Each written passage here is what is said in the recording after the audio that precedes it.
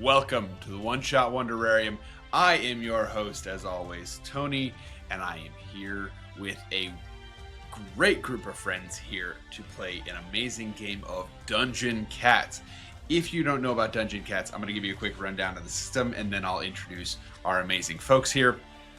Dungeon Cats is a tiny, super light system. This is it. This is the pamphlet. This is all it is. Half of this is stuff for the Meow Master, which is what they call the game runner of this game. The rules are all on one tiny page, which I'm actually having trouble. There we go. Nope, that's not the right page. There we go. This is the how to play page right next to Meow Master here. So it's a super easy game. The way this works is each of our cats has 9 lives as they try to attempt solving the problems of this world that we've put them in. If they fail, they will lose a life. When they get down to just 2 lives left, the cats will collectively decide that their goal is not worth it and run away. So this game is meant to be super easy to learn for new folks who are brand new to role-playing. And the idea is you want to roll with 2d6 under your 9 lives. And as you lose lives, that number goes down. So you'll see our folks will mention that as we go to play. So let's get started here. Let's go ahead and start at the top left. Fish. Why don't you introduce yourself and tell us a little bit about the cat you'll be playing today. Hello, I am Fish. I'm all over the interwebs as Fish Finley. I go by they, she pronouns. My main thing is that I'm on the board of the Crit Awards, but other than that, I do art and ttrpg shenanigans, and I'm just kind of all over the interwebs, so go check my card and my link tree out to see what I'm up to. I am playing Midnight, a very mysterious black cat, who we will learn more about as we get into this. But she's definitely mysterious, or tries to be, and that's about it. Love it. Shannon, why don't you introduce yourself and then the lovely feline you'll be playing. Shannon, I'm Imagine If in most places all over the web. I host the Imagine If Media Twitch and YouTube channel where we support those who create, play, and heal. I'm also an artist and a creator all over the space, and yeah, you can find me there. And I am playing Bubblegum, a little tiny kitten, very cute little kitten with white and tan splashes and little bits of kind of grayish pink, and kind of looks like a patchwork quilt, very fluffy. Yeah, Bubblegum. Amazing. And then last but not least, Sid, tell us about yourself and then about your distinguished four-legged friend. Hello, I'm Sid. Can be found on the interwebs just about everywhere at _Sundance Sid. I don't do art or anything like that. But today I'll be playing Sir Percival C. Mitnerston IV. Lovely young cat, if I do say so myself. Love it. So each of our cats are going to embark upon this adventure, starting on their own different ways. As we get into this game, each of your cats is a part of the cadre of cats that is at Lilac's Cat Cafe in the beautiful city of Cincinnati. Lilacs Cat Cafe is known for being the coziest cat cafe in Cincinnati. And folks come from miles and miles and miles around to play with the cats and maybe even adopt and take them home. So you all each sort of have your run of the day up to your mid-afternoon nap. Is there anybody who'd like to go first and tell us what their cat has been up to today? Well, Midnight is sitting on top of the tallest cat tree in the room, just sitting very, very like chest puffed out, very regally, very full of themselves, just kind of watching as everyone moves around below, kind of pretending like they're metaphorically above it all. They have a very striking blue eyes and like a blue collar around their neck that matches. Other than that, the rest of them is just a black void, and they're just sitting there looking like a little black blob, watching as the people kind of scurry about on the floor and while the other cats do what they do. Awesome. Scurrying. No, you're good. One of the things I think you'll see throughout the day as Midnight sits in their regal pose is you'll see people do different sort of methods of trying to catch Midnight's attention, because people seem to have a fascination for the animal that doesn't come up to them, right? Like they'll scratch the cat that comes up to them, but they really for some reason have some draw to the cat that wants nothing to do with them. And so the first couple of people will try to like bring a toy or reach up towards Midnight, and I would say you're out of their reach, right? And then slowly but surely more advanced methods come out of, there's somebody who sits specifically with their back directly to Midnight, thinking that maybe if they show the cold shoulder, they'll get Midnight's attention. And there are all these different tactics. Do any of those work on Midnight? I think the person whose back is to me is bothering me because I can't see them. I can't see their face. And so I'm not necessarily approaching them, but I definitely would try to like circumnavigate the room to get to a spot where I can see their face. So I'll try to find like another cat tray or another like shelf or something that I can kind of perch on to from where I'm at. I love that. And it's sort of a cat and mouse game, as it were. Yeah. Perfect. Bubblegum. Let's talk about your day. Yeah, so Bubblegum is one of those cats that's running just willy-nilly all over the place, constantly distracted by the next glittery thing that they see, and just kind of like a ball of energy going back and forth, allowing the scritches, like loving all the attention. It's great. And just kind of skittering around. Doesn't stay in one place too long. They try to get picked up in a lap. Doesn't like that. Just bolts. That kind of thing. I feel like a Bubblegum is the cat that the kids love and also don't like at the same time, because they've got the toys around, right? But every little kid wants to grab, right? And Bubblegum is not about it. So how does Bubblegum deal with a kid that does try to grab Bubblegum? I think just really, really quick. So there'll be a little like, with a little bit of like attitude back, like, and then bolt in the other direction. So like, just very teeny tiny, so they can squirm their way out. Like they're a ball of fur, but their body really doesn't take that much size, so they can squeeze through the places and escape the little hands, because it's really just fluff, but not actually their body that they're, kind of grabbing. Okay, absolutely. And okay. I probably have like a, I think we haven't officially met all of the in all the cats that are here. But I think that they also are like obsessed with Sir Percival in the sense that they're like, he's so cool and like wise and whatever. So probably would like run like behind, like to hide, like for protection, but only stay there for like a half a second. So it's, you know, just like that kind of thing.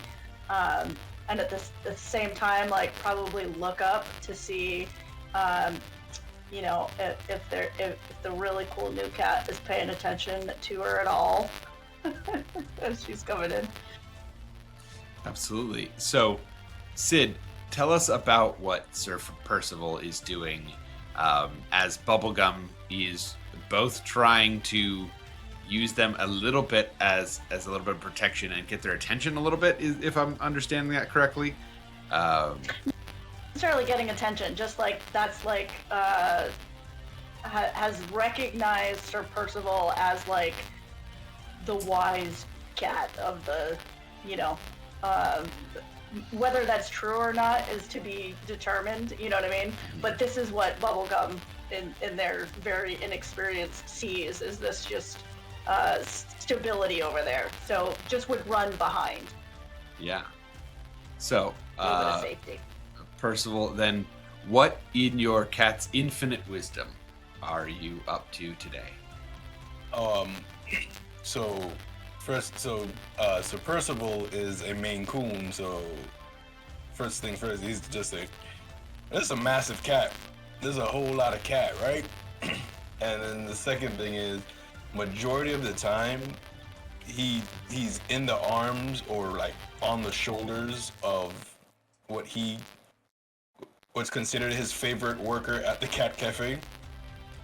So akin to how Midnight is just looking at everyone and exuding this regal stature, Percival is kind of doing the same thing, but just perched on, you know, his favorite human. Who is Percival's favorite human? Steve. Steve? Yeah, Steve. Does Steve have like an aura about him or a style, or what makes Steve the best? It's just Steve. Just Steve.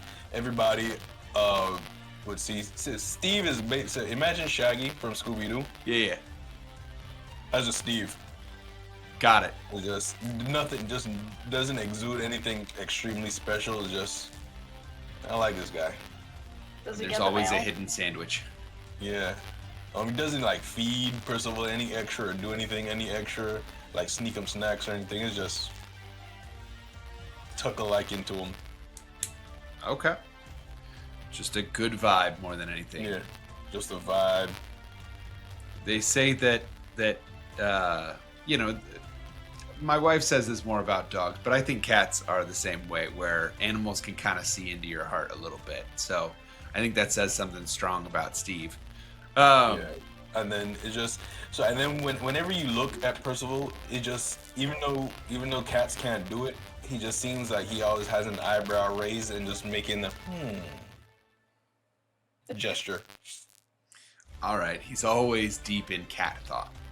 Yeah, just looking about and the patrons and the other cats, and it's just always this is a feeling you get. I can't describe it, but this is a feeling you get.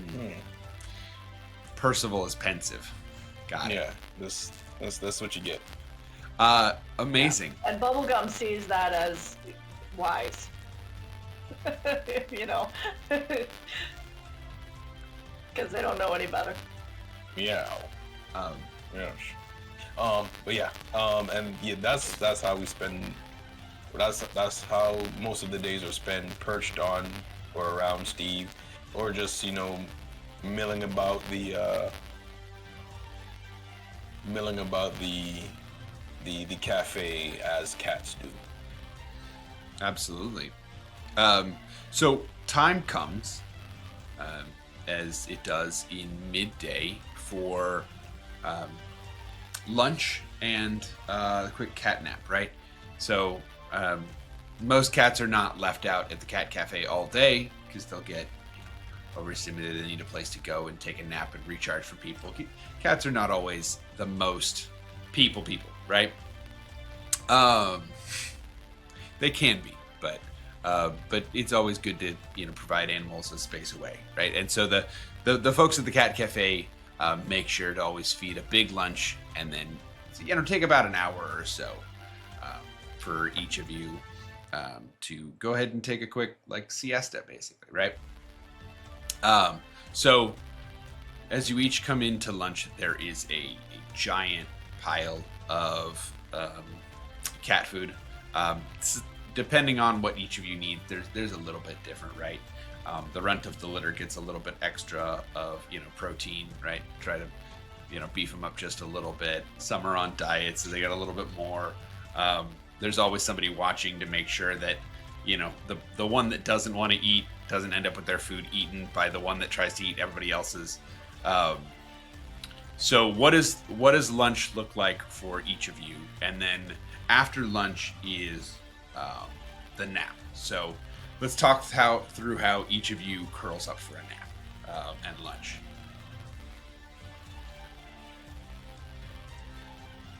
Midnight tries to give the impression that they're a picky eater, and that they'll walk up to their bowl and kind of paw at it a little bit and kind of stare at it for a little bit. But at the end of the day, they end up eating everything every time that's given to them. So all of the employees know that they look like they're gonna cause a problem, and then they're not, because they're just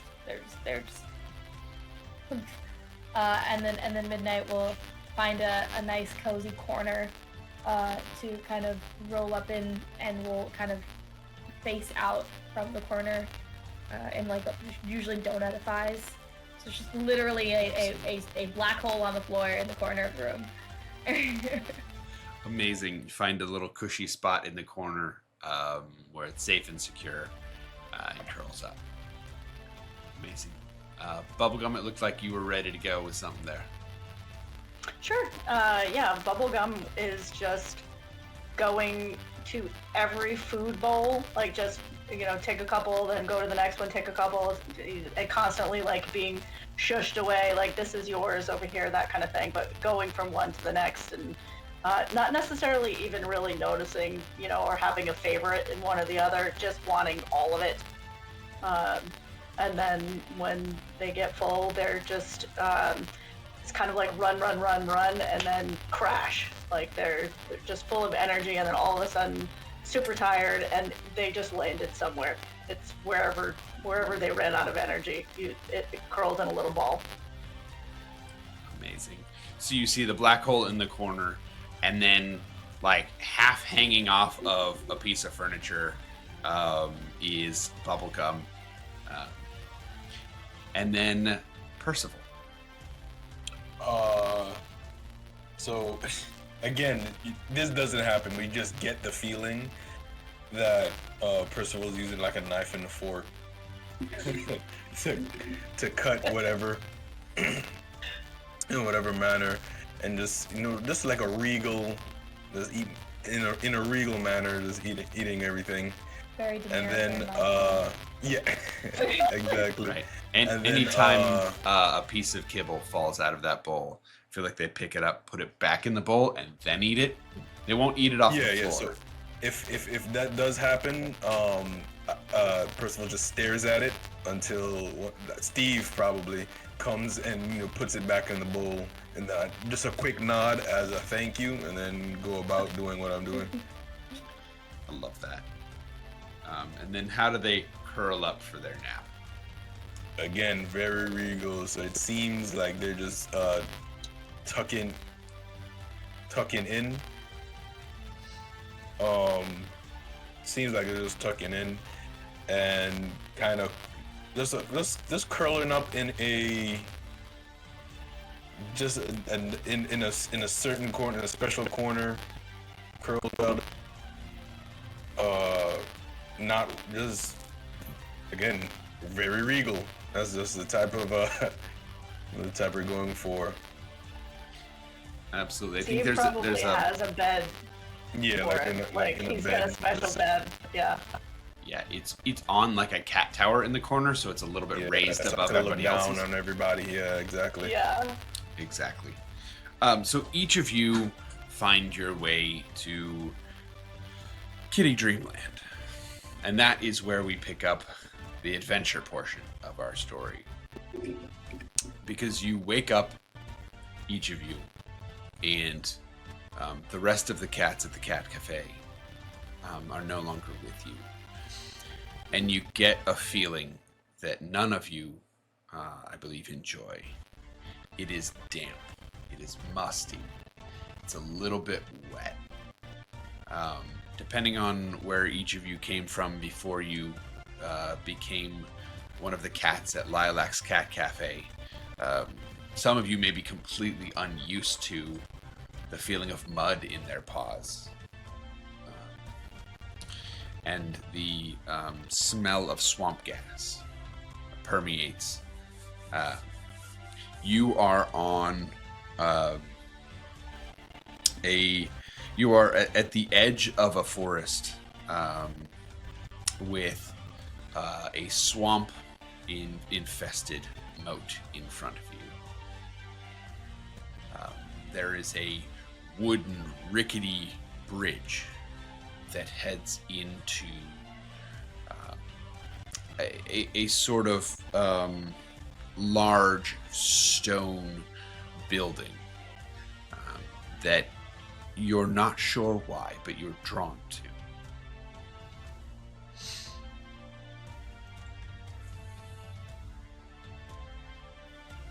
Midnight. Weird.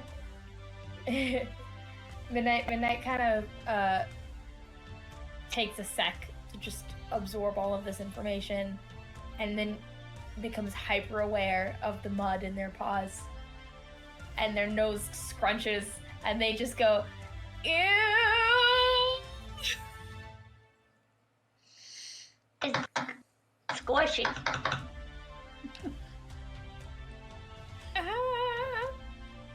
And Bubblegum is doing the exact opposite, just like pouncing all over it, seeing what it does, making different shapes and stuff in it. Looking at the paws, doing it again, going over and wiping it off. Now maybe like... There's just little tiny paw prints all over as you're almost playing drums in the mud and then wiping and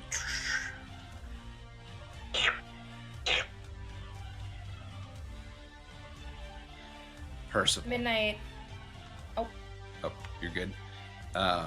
Percival, where are you at with this? Well, I must say, it's been... Where was it? There it is. Here it is. I found it again. Must say that it's been quite a long time since I've been in somewhere like this. Don't say I missed it. Not one bit at all.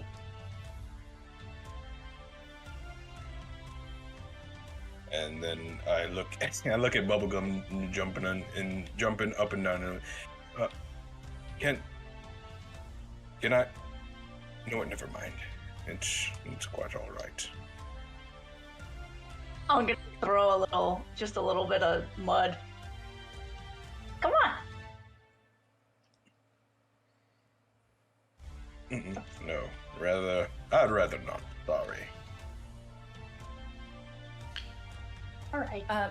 Midnight kind of glances around and sees the bridge, and seeing as a bridge is not a puddle of mud, is immediately like, that direction. That is the direction I am going now. And they're very slow to move because they're like, they don't want to put their paw in the mud again, but they gotta, because you gotta like, so it's just them like,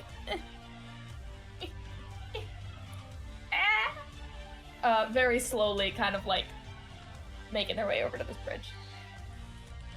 As you slowly start to make your way over to the bridge, there is two sets of sound that greet Midnight. The first is comes from beneath the bridge. As you get closer to see over the edge of like the muddy cliff that this bridge is fastened to, and the swamp gases start to smell stronger and stronger. You hear this low grumbling that is the small warning noise of gators that have infested the swamp. You know that if you were to lose your footing on this bridge, you'd have to deal with the gators. Midnight sits down and puts their head facing the sky and just starts screaming in the way that cats do when they are distressed and need attention. And it's just...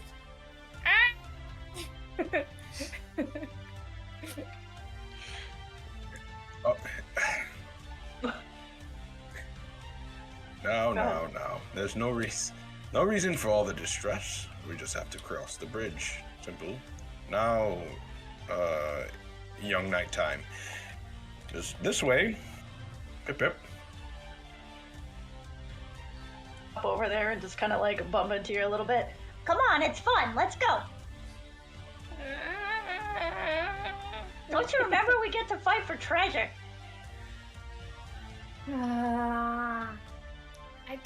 I'm not fond of mud, okay? And they adjust their big cloak that's over them and follow the two of y'all. Yes. There's nothing to worry about. Mud is just loose dirt. When you wake up, you'll be clean. Probably. So, as you are, we'll say, about halfway across the bridge, it wobbles quite a bit. You are nimble creatures, so that's not the biggest deal for you. But it does bounce and wobble, and the wood is, it's like made of the bamboo in the way that, you know, the outside shell of bamboo can be very slick at times, and so you can see your muddy paws are a little slippery on this bridge as well. But you get about halfway to 2/3 of the way across the bridge, and from the building side of the bridge, you hear a noise that you may not have heard before. Some of you may have. It is that of an angry bird. It is right. Red or yellow one? What? What too? The red, yellow, the bomb, the black one, the little blue ones. I completely forgot about that game. I'm not gonna lie to you until you. I forgot that existed. Isn't there a blue one? Yeah, little blue ones. Yeah, I think it's the blue one. There's also 2 movies. There's also 2 movies that I've never seen.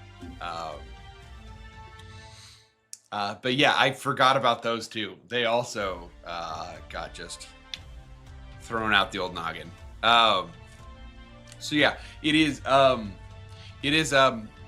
smaller blue bird that is becoming incensed the closer you get to it. You get the idea that it is defending something. As I think this isn't in the rules of the game, but I think it'll be more fun this way. I do think that all animals speak a common language in this. And so you hear this bird like, why I oughta, get on over here. You better not. No, absolutely not. Not in my house. Not this time. Right? In this sort of high-pitched, shrill voice that birds tend to have. Oh, that is one angry bird.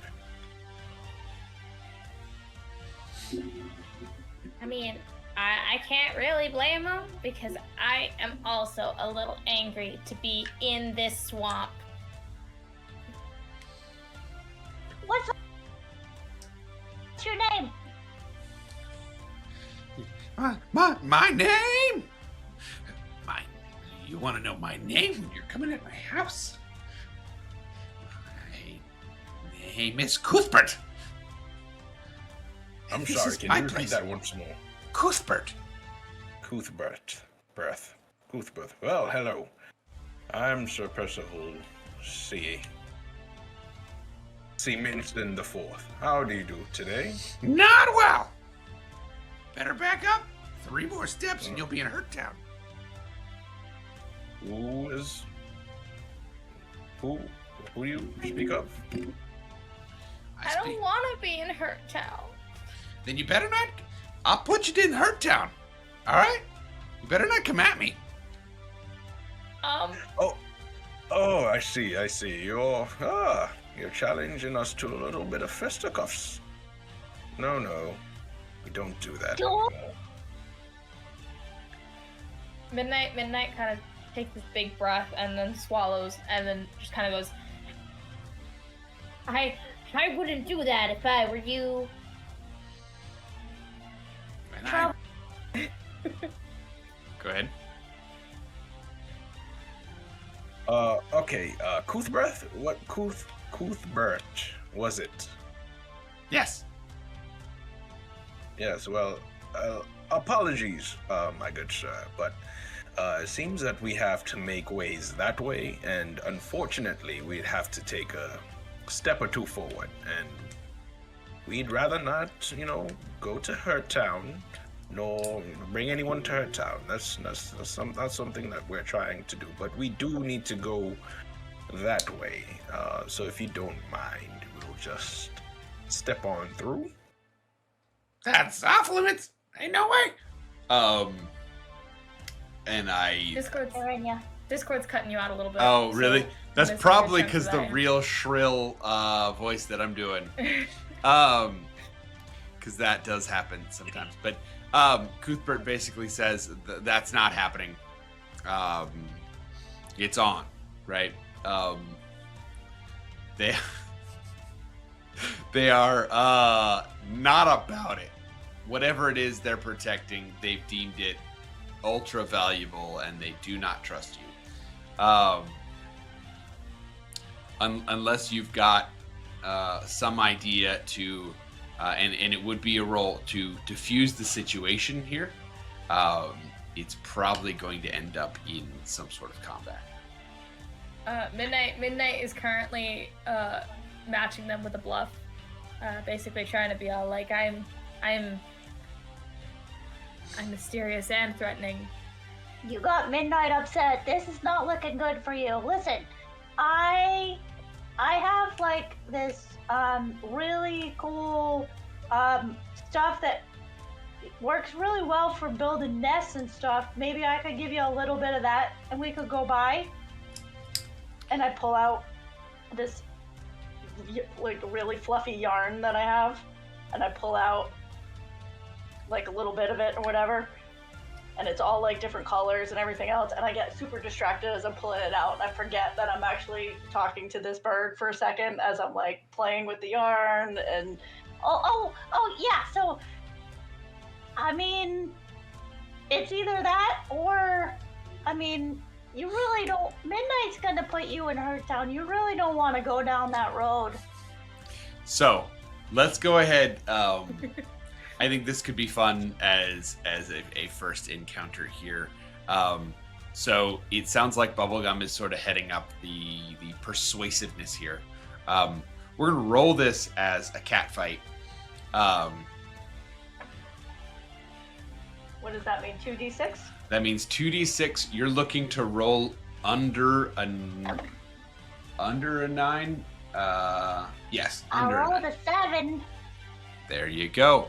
Because if you fight this bird, there are specific win conditions. But I think persuading the bird is different. So I'm going to just let a simple success be. And and you see Cuthbert goes, "Ooh, that's way better than what I got. I'll make a tradesies." Cool. And you see Cuthbert swoops down and just with his two little tiny feet grabs the end of the string and just starts taking off. How much of this ball of string did you cut it, or is Cuthbert gonna take the whole ball? Yeah, with my little cat claws, I You- just little cut it. Okay, you've torn off a chunk. Yeah. Cuthbert will take as much as you let them. Hey, that's enough. Bring it back. Throughout this exchange, Midnight is still just. Yes. You see, luckily we were able to get through with negotiations. You see, our good friend Nighttime. We showed them. Yeah. One thing you'll notice with Cuthbert is, like many birds, since their eyes are on different sides of the face, you got the side of the face that faces Midnight is crazy eyes, and the side of the face that is dealing with bubblegum is much softer. So yeah, and they're gonna pick that up and fly away. You have cleared the way of this bird. Like a little nest there or something we can There scour is, through? yeah. So, on the top rafters of the awning above the door, there is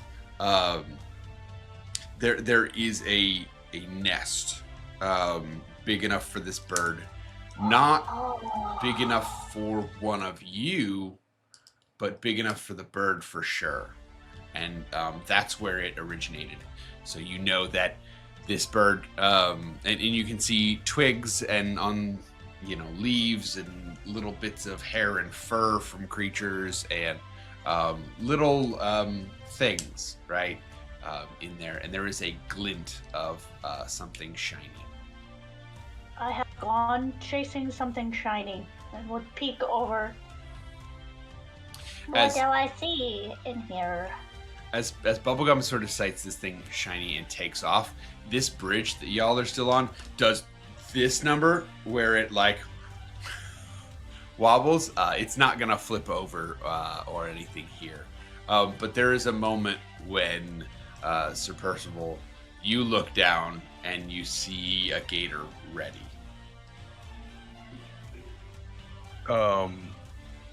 So I just put I take a pipe out and I put it, my corncob pipe, and put it in my mouth. Well, it seems like these gators are ready for a little snack anytime we make a misstep. So maybe we should sally forth and whatnot. Yeah. I by me. Kind of swoops cloak around and attempts to get to Yes. blend. Yeah, gather your cloak. Let's go. Onward. Bubblegum. There is an excessive amount of fabric following Midnight, Yes. given how big this cloak is compared to them, because they are cat size. This is a human size cloak. I love it. Bubblegum will be at the end of the cloak. Like every time you move, I'm like going for it, and then it moves a little bit, and going for it a little. You know what I mean? Like if you were to pull it while you were playing with a cat, that's kind of what I'm doing to the back. Of your Honestly, cloak. there's So probably just- enough fabric for you to just sit on it and be dragged along as. Oh, as they keep totally. going. Yeah, I'm just like, oh. They are visibly annoyed when you do so, but also too full of themselves to get off. Yeah, and Bubblegum is oblivious, has no clue that you're annoyed at all. Is just oblivious to it. Yes. Oblivion and such not. So we know Midnight is wearing the cloak. I don't think the rest of us described the other. No, we did described not. What we're wearing. What is Bubblegum wearing?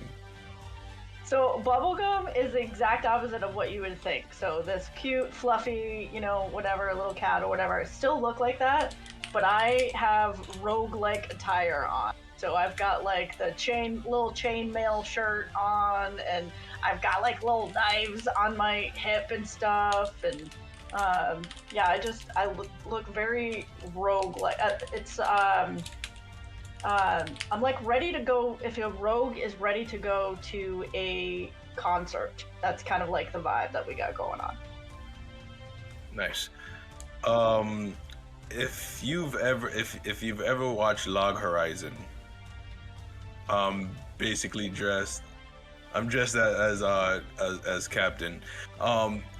Gentleman thief, just 100% Nice. Gentleman thief. Very nice. Just tailored suit with the I don't remember. It's not the ascot. I don't remember what it's called, but the little puffy thing that goes in there.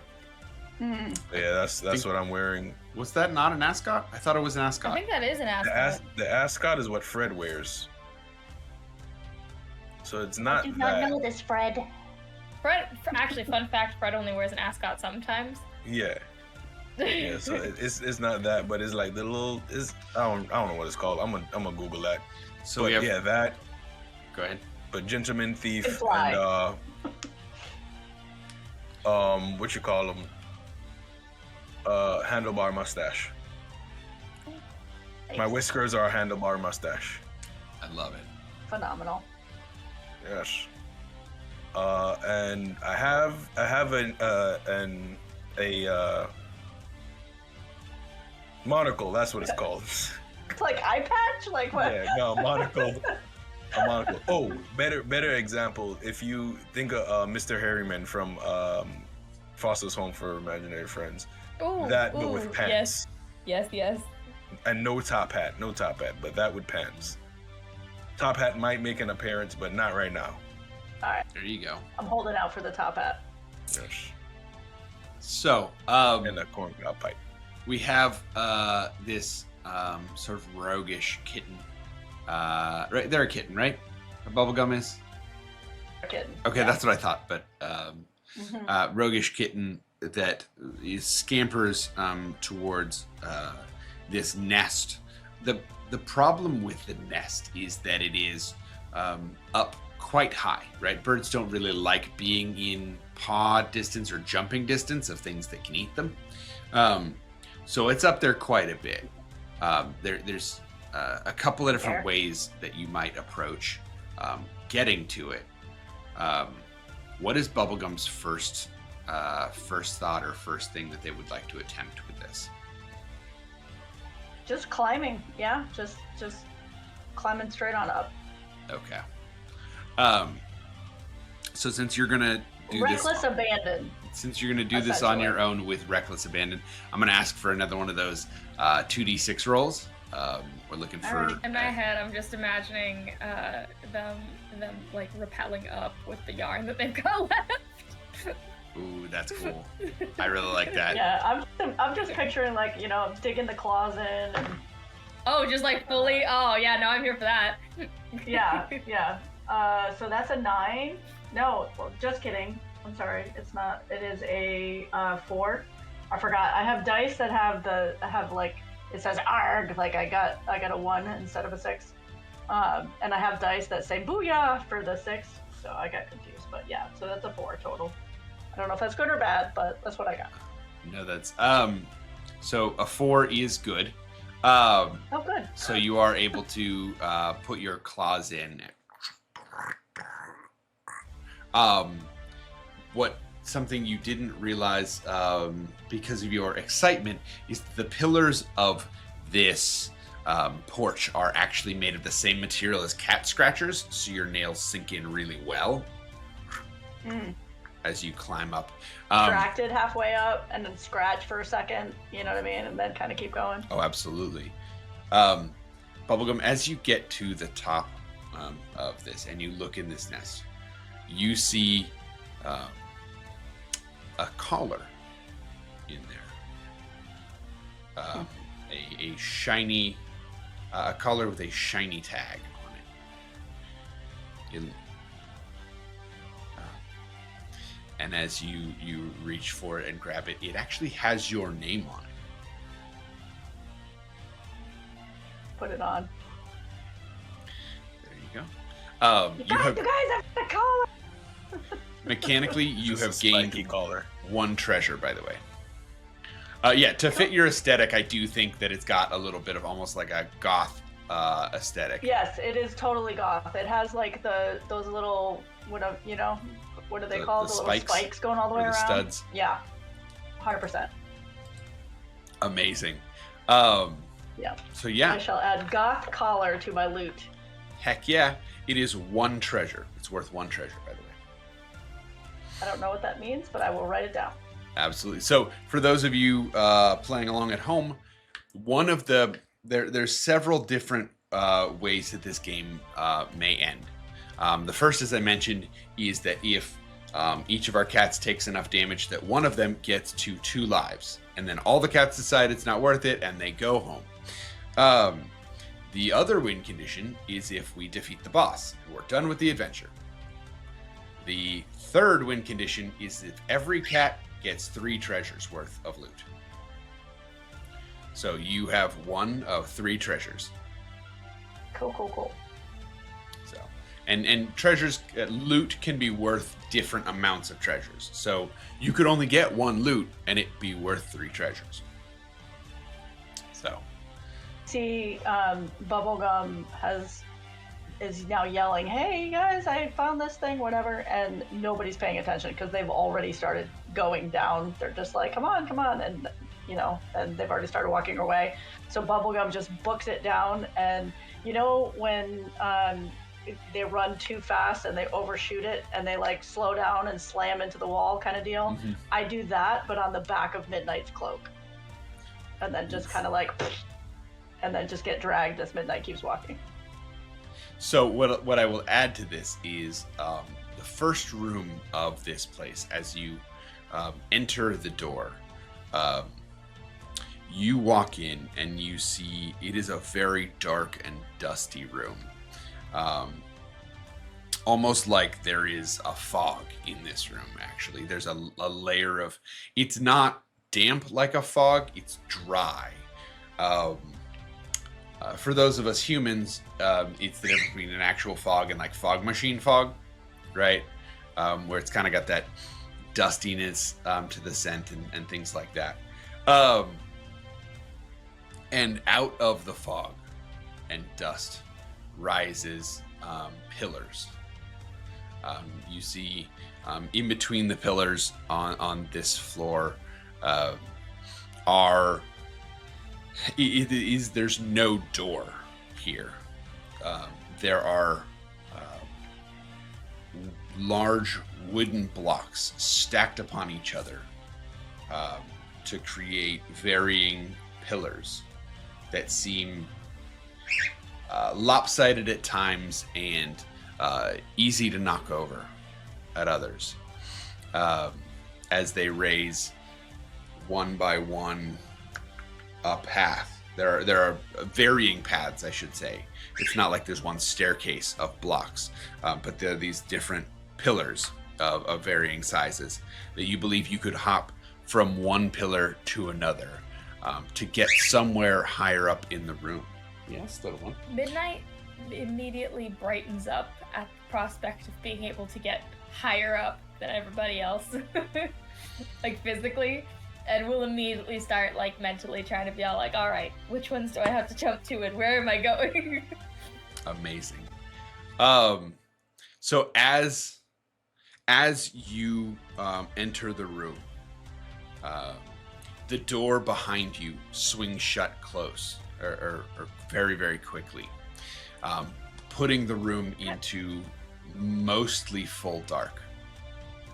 And at that moment, I don't like that. at that moment, you hear a soundtrack, dent, dent, dent, dent, right? Start to play. That's all we're getting of that. And you will see flashes of lights as laser pointers start bouncing around the room. I'm just going bonkers after the laser pointers. Laser pointers in precariously stacked Jenga towers is what we've got in this room. So, how are we taking on these lasers? I think this launches you into a cat fight immediately. Is how we're going to do this. By the way, Okay. it may not be a fight per se, but the role is going to be cat fights. So, Sir Percival, I know that actually Midnight was the one that was the first in. I know Bubblegum is very, very interested in these, but I know you've already made a couple of rolls for me, so I'm going to prioritize our other folks here. So, which one of the two of you, Midnight or Sir Percival, wants to head first? Wants to make an attack first? After you. I think I'm just a little confused what we're attacking, so to speak. Yes. So the attacks are going to serve as two levels here. One, so much like a cat is trying to attack the actual point of a laser, you're going to be able to do that here. If you hit it multiple times, if you succeed on your cat fight, you are going to defeat the laser. Now, that may take different forms depending on how long the cat fight goes, what happens in the middle of it. But we are, it's the cat fights are taking on the interaction of the laser more than a traditional combat. So we're just catching the lasers. This could be catching the laser. This could be if you as a cat dislike the laser, it could be avoiding the laser. It could be the laser leads you up a path and jumps you up the Jenga towers and actually gets you where you need to go. Success can take a couple of different conditions here. So we've got a lot of free form to solve this problem. I'm going to posit an option here. Feel free to yay or nay as you wish.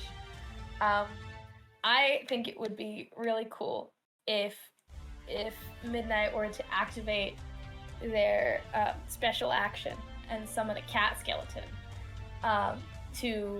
which it doesn't look as much like a skeleton as much as it looks like an almost like a ghost copy of Midnight, like slightly translucent version of herself, but without the cloaks.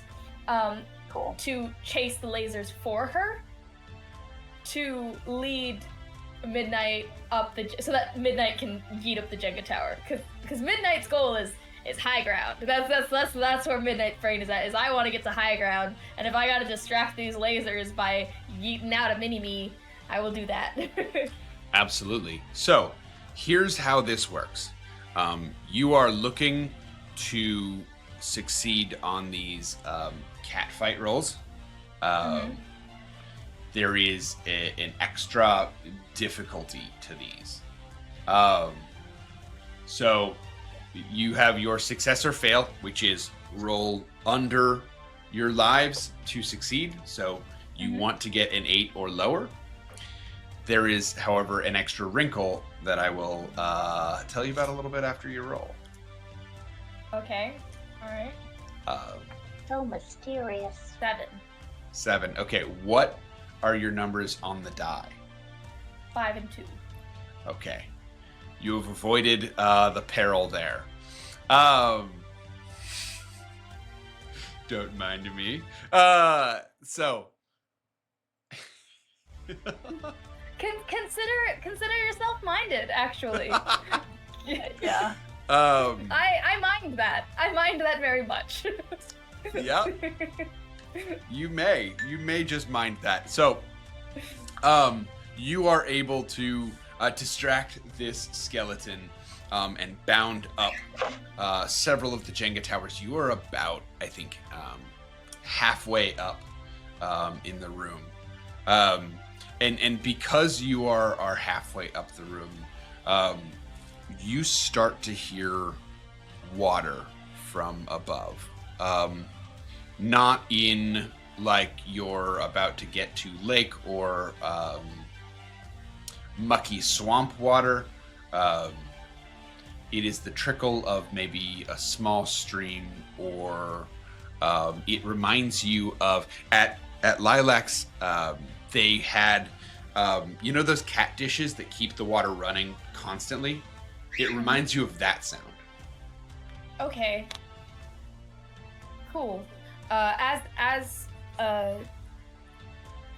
Midnight is presumably like quote unquote maintaining concentration on keeping the like ghost her alive, her eyes glow like a little bit of like this iridescent blue. Like her eyes are already very stark blue, but they are emitting a little bit of light that kind of illuminates. They look like two little lights in the void that is her shape, as she's standing on top of this Jenga tower. I love that. For those of you who are below, you can see the fog, and you can see the laser lights bouncing, and then you can see because Midnight is a very dark, right? Or yeah, it's black. I'm a black cat. Yeah, I'm a black very cat dark wearing cat. a black cloak. So they have merged with the darkness, and you just see these vivid blue, like pinpricks of light. Midnight's living the best life right now. Absolutely. Absolutely. Sir This Percival. is the dream, actually. Yes, I see there's a little ghost Midnight. That's not disturbing at all. I suppose we have to climb this tower. Yes. And I try to climb. I climb the tower. Okay, so you're just looking to beams. you're looking to scamper on up. Yeah. Haha. Laser pointers. Okay. Nice. So go ahead. That's all you're hearing as I make my way. Ha! 6, 5, and a 1. Oh, laser pointers. Ooh. Oh, that one's blue. A red one. Ooh, You got me all excited. Dang it. Yeah, 5 and a 1. You also Ever have elusive. avoided my trap. Haha. Ooh, a trap. I will step over this. Nice. Yeah, I went somewhat not. So as you hop over,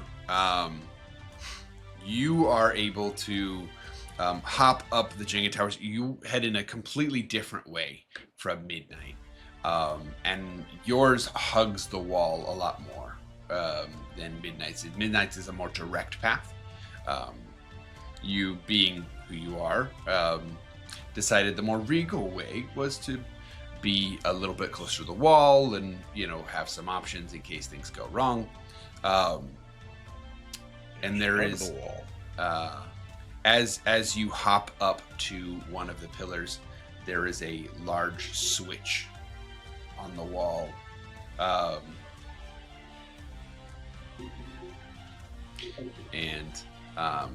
You, whether you mean to or not, is up to you. But you are going to flip this switch. Yes, I found the switch. Does anyone mind if I press it? Well, it's too late because I already have. And there is a hum as the da, da, da, right, a music stops abruptly, and the lights turn on in the room, and the lasers disappear. I do think, because all of this sort of happens at once, if you're okay, Bubblegum, I do think you are just a wrecking ball in a corner over there. There's just a pile of wooden blocks. Oh yeah, 100%. And when the switch is flipped, I'm like, oh, like I love it. just sad, but not really sad. Just like, oh, okay, on to the next thing. Sorry for stopping all of the fun, but we have to move on.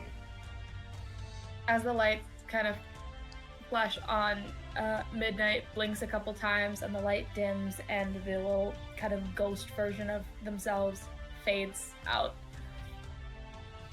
Amazing. So, Sorry, I talked over the top of your there, Bubblegum.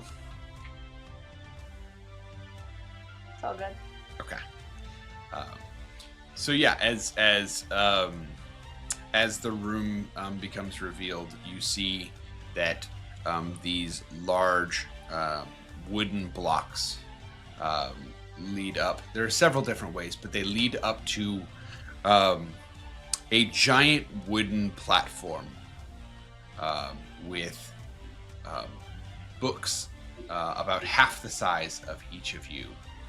And next to that giant wooden platform is a glass object with water inside. And that is where the trickling sound is coming from.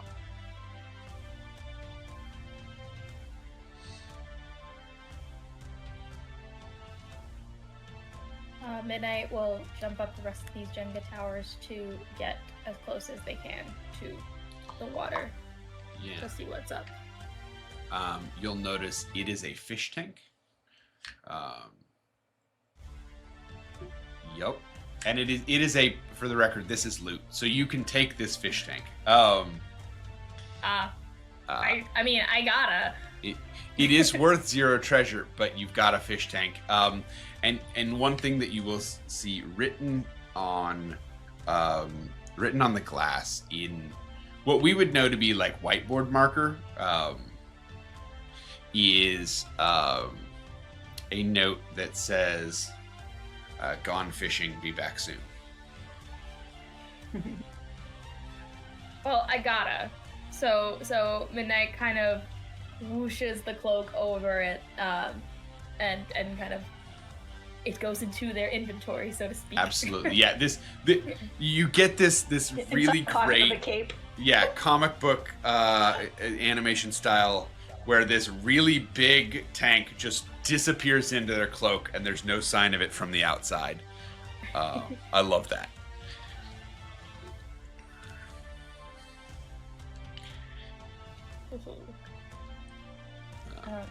I pivot to try to visually locate the others, see what they're up to.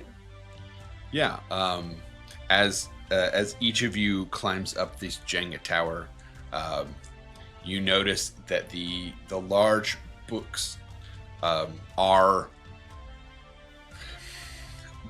set in a way that is very interesting, and you think that there might be something behind them if you were to knock them off this giant wooden cliff or shelf, we'll call it.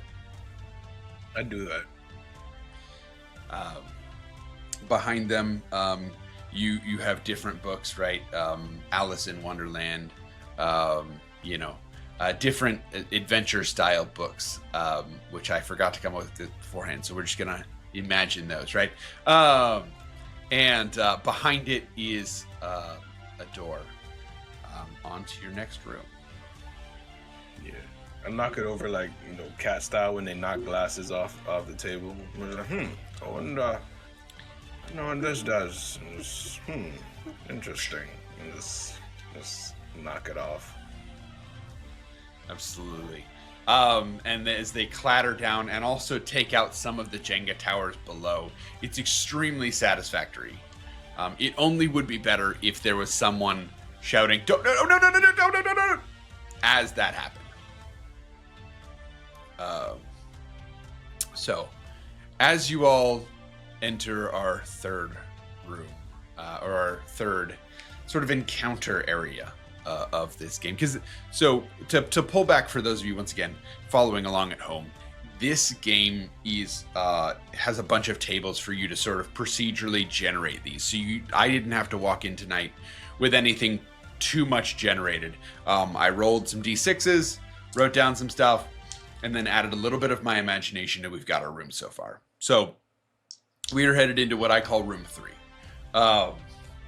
Room 3 is a much, much warmer room than what you've seen yet. And for those of you that disliked the damp and the dark that you have experienced, this is a welcome change. It is warm and it is grassy. There is a well-worn path, soft enough for the paw, but sturdy enough to not be a problem.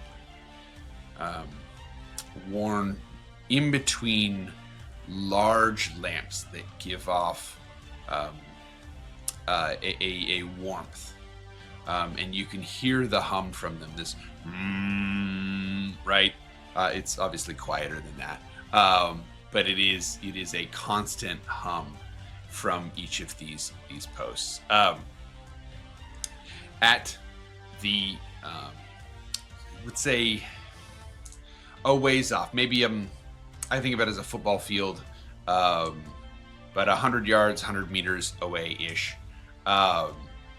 There is the beginning of a hill, and on top of that hill, there are two things. There is a large bed of what looks to be kitty litter. That would be great if you need a momentary break. And beside it is one of the greatest things you've ever seen. A fountain of milk. Amazing. Incredible. Midnight is gonna walk over to the fountain of milk and start doing the game that she basically does, where she like tries to appear very picky, but is just gonna start slowly lapping. Okay. As you approach the fountain of milk, there is first and foremost a rumbling noise that you hear, because you do not yet reach the fountain of milk. There is a rumbling noise, and the ground beneath you begins to shake. It is shaking so much that, in fact, the kitty litter starts moving. Except that is not the ground shaking, it is the kitty litter. Clumps of the kitty litter are coming out of this pile and forming into a two-legged creature with scoops on each arm. Nightmare? And as it sort of roars, you can smell on its breath the stank of used kitty litter.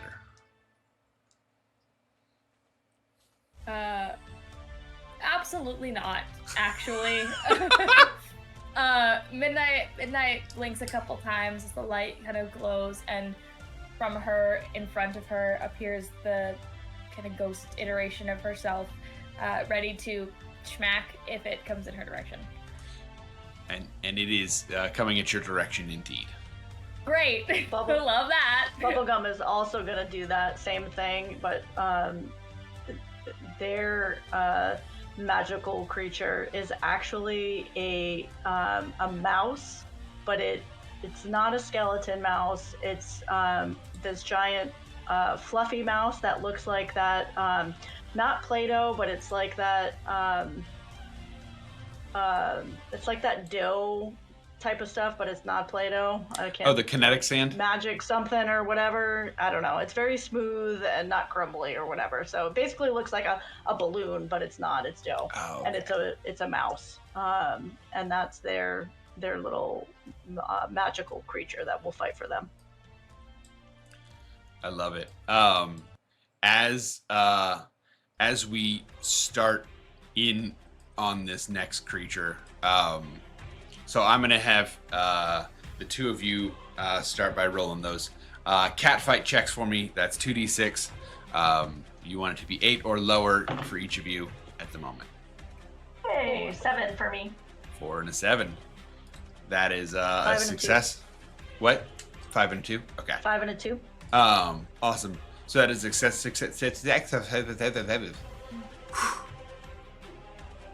That is a success for each of you. Woo! So, I think as this kitty litter sort of monstrosity starts moving forward, I think the two of you look to each other, and if you're okay with this, decide to use your creations in parallel. Each one takes and starts sort of swiping at the legs of this creature, taking chunks of the kitty litter out. Swipe by swipe. slowing it down and definitely harming it. You can hear it. It's unpleasant noises of dislike, right, as it wants to come at you, but is having a hard time doing so when its legs are sort of being chiseled out from underneath it. Sir Percival. As this is happening, go ahead. As this is happening really quick, Midnight is backing up to put as much distance between this weird litter creature and themselves. Same. Yeah, and I'm gonna turn back and be like, Sir Percival, are you? Ah! Help! So I'm just, I'm just standing back there, just looking at it. Yeah, seems like we have quite the adversary, huh? Yes. I'm just analyzing it. It seems that it's actually come to fisticuffs this time. Very well, and I don't know. I hit it. I gets the skibbity paps. Go ahead and give me that 2d6 roll. Where's my dice? Yeah. That is there a 7. Yes. I'm gonna need y'all to stop rolling well, okay? All right, you jerks. The dice are on our side. That must have been. Very nice. Very nice. No, that's great. So, Sir Percival, how are you looking to damage or otherwise, affect this creature? So I put so this entire time I've had the corncob pipe in my right hand, so I shifted over to the left side, and kind of pull up my sleeves, and then I just attack it. Absolutely. Is it fisticuffs? Do you pull out a weapon? No, fisticuffs. Okay. Like a gentleman, a gentleman's duel. Right. Yeah, exactly. Okay. Get into a nice low squat. All right.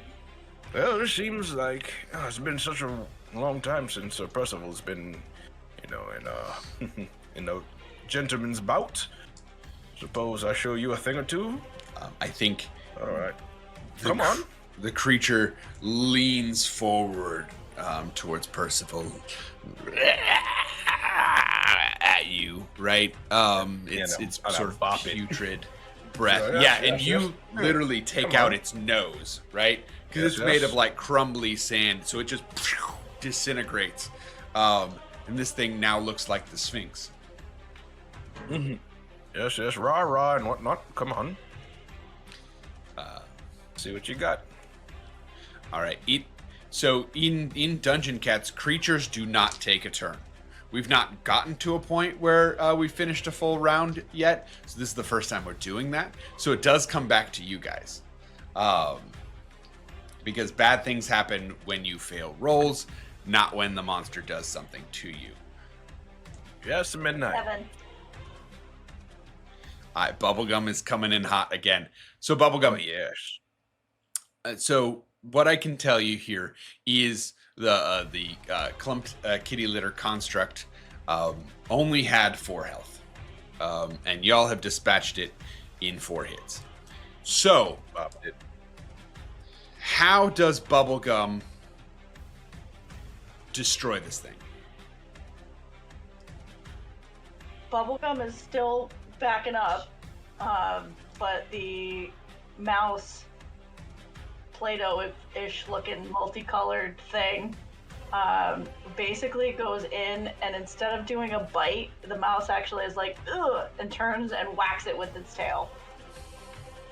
It's a fake out, right? If it had gone for the bite, I think the creature might have been ready for it. But the tail swipe, they weren't ready for. And it is like sweeping up the kitty litter, in fact. And this creature, you can see it had lit up with these green, bright green eyes. And you see the color drain from those as it starts to and shift back down into just the boulders and the disintegrated kitty litter that is left.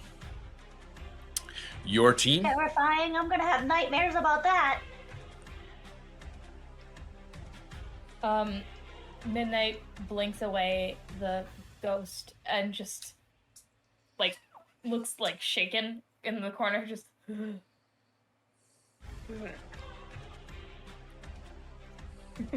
Tree. That was so gross. I hated that. Yes. Everything worked out in the end. There's no reason to be upset. Yes, that was a good bout. It's been a long time since, Sir Percival's gotten into a scrap, as the young kids say. Yes. So good about it. I'm leaving Sir Mouse out. I can't. Sir Mouse is staying out because I no. The more the merrier, I say. Yes. Mm-hmm. I Sir Mousey Squeakers. I just renamed him Sir Mouse C Squeakers. Yes, that works. So Just much like is you. because valiant warrior. Yes. Yes. I like this cloak, and I don't. You know what? It's fine. I don't want to be traveling around with something covered in litter. Midnight takes the cloak off to reveal a second cloak underneath it. Oh, Exact same size. Just 2 human-sized coats. It's a much smaller cloak. It Okay. the end, it's a cat-sized cloak. Okay, I was like, Underneath because that's a the lot of human-sized fabric. Yeah, so That there's is a significantly lot of less fabric. There's enough for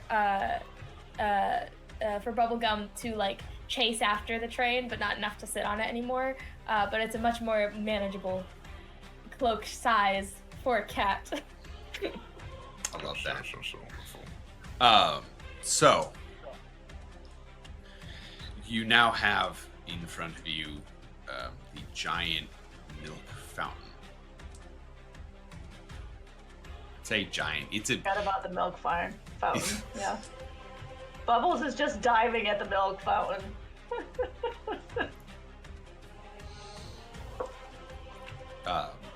Sir Percival.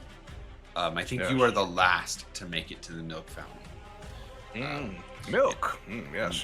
Whole One- 2%, 1%. What is this? One of the reasons you are the last to make it to the milk fountain is because there is an extra rumbling that happens. One of the clods of kitty litter starts shaking and breaks in half. And sticking out of the center of the kitty litter is a green crystal. You can see it is one that has been shaped to a point and has actually had its sides buffed up so that it's super shiny. I forget the actual term for cutting a gem into the right shape, but it's actually, it is a nicely shaped gem. It's not a raw gem. And around it, you see this sort of gnarled wooden branch curl around it. A shiny. Yes. Don't mind if I do. And I'll collect that. Okay. You have, and you can technically pass this to somebody else if somebody else would like it, but you have found a wizard's staff. So mechanically, what the wizard's staff does is the person who is wielding the wizard's staff, when they roll catfight, they roll 3d6, and they get to choose the 2 that they use. Ooh. Which This is quite the nice trinket. Yes. So, you feel the aura of the cat's luck infused in you when you hold it. I think there'll just be some moments by the milk fountain if you all would like some time there. Midnight would absolutely love some time there. We'll spend some time adjusting their now over cloak that is visible, making sure it's all symmetrical and nice, and we'll drink a little bit of the milk and then just kind of like.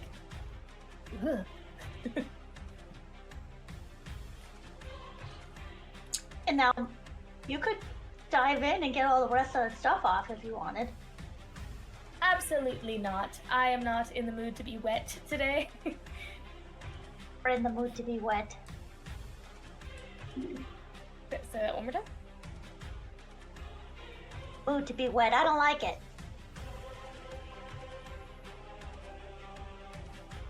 I think Discord really doesn't like that sentence. Yeah, Like, I he's think not you hearing said- the beginning half of it and just get mood to be wet. Not in the mood to be wet. They don't like it. Okay.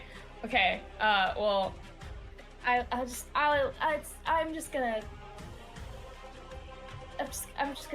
stay here. Oh, mysterious.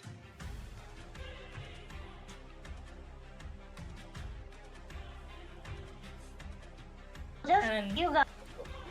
And I just start walking off. First of all, if there's anything you'd like to do before we leave the milk fountain. No, That's nothing, okay. nothing specific. I just wanted to make sure. Oh. This is actually where we're going to take a quick break, if y'all are okay. Oh, perfect. It's a nice little midpoint for us while everybody's lapping at the milk fountain. We'll be right back, y'all. Stay with us for the second half of Dungeon Cats, which I forgot to mention the creator at the beginning, by Tiger Wizard, which is an amazing name for someone to create this game, and I love it so much. So stay tuned for us. There is more in store here with Dungeon Cats. Be right back, y'all.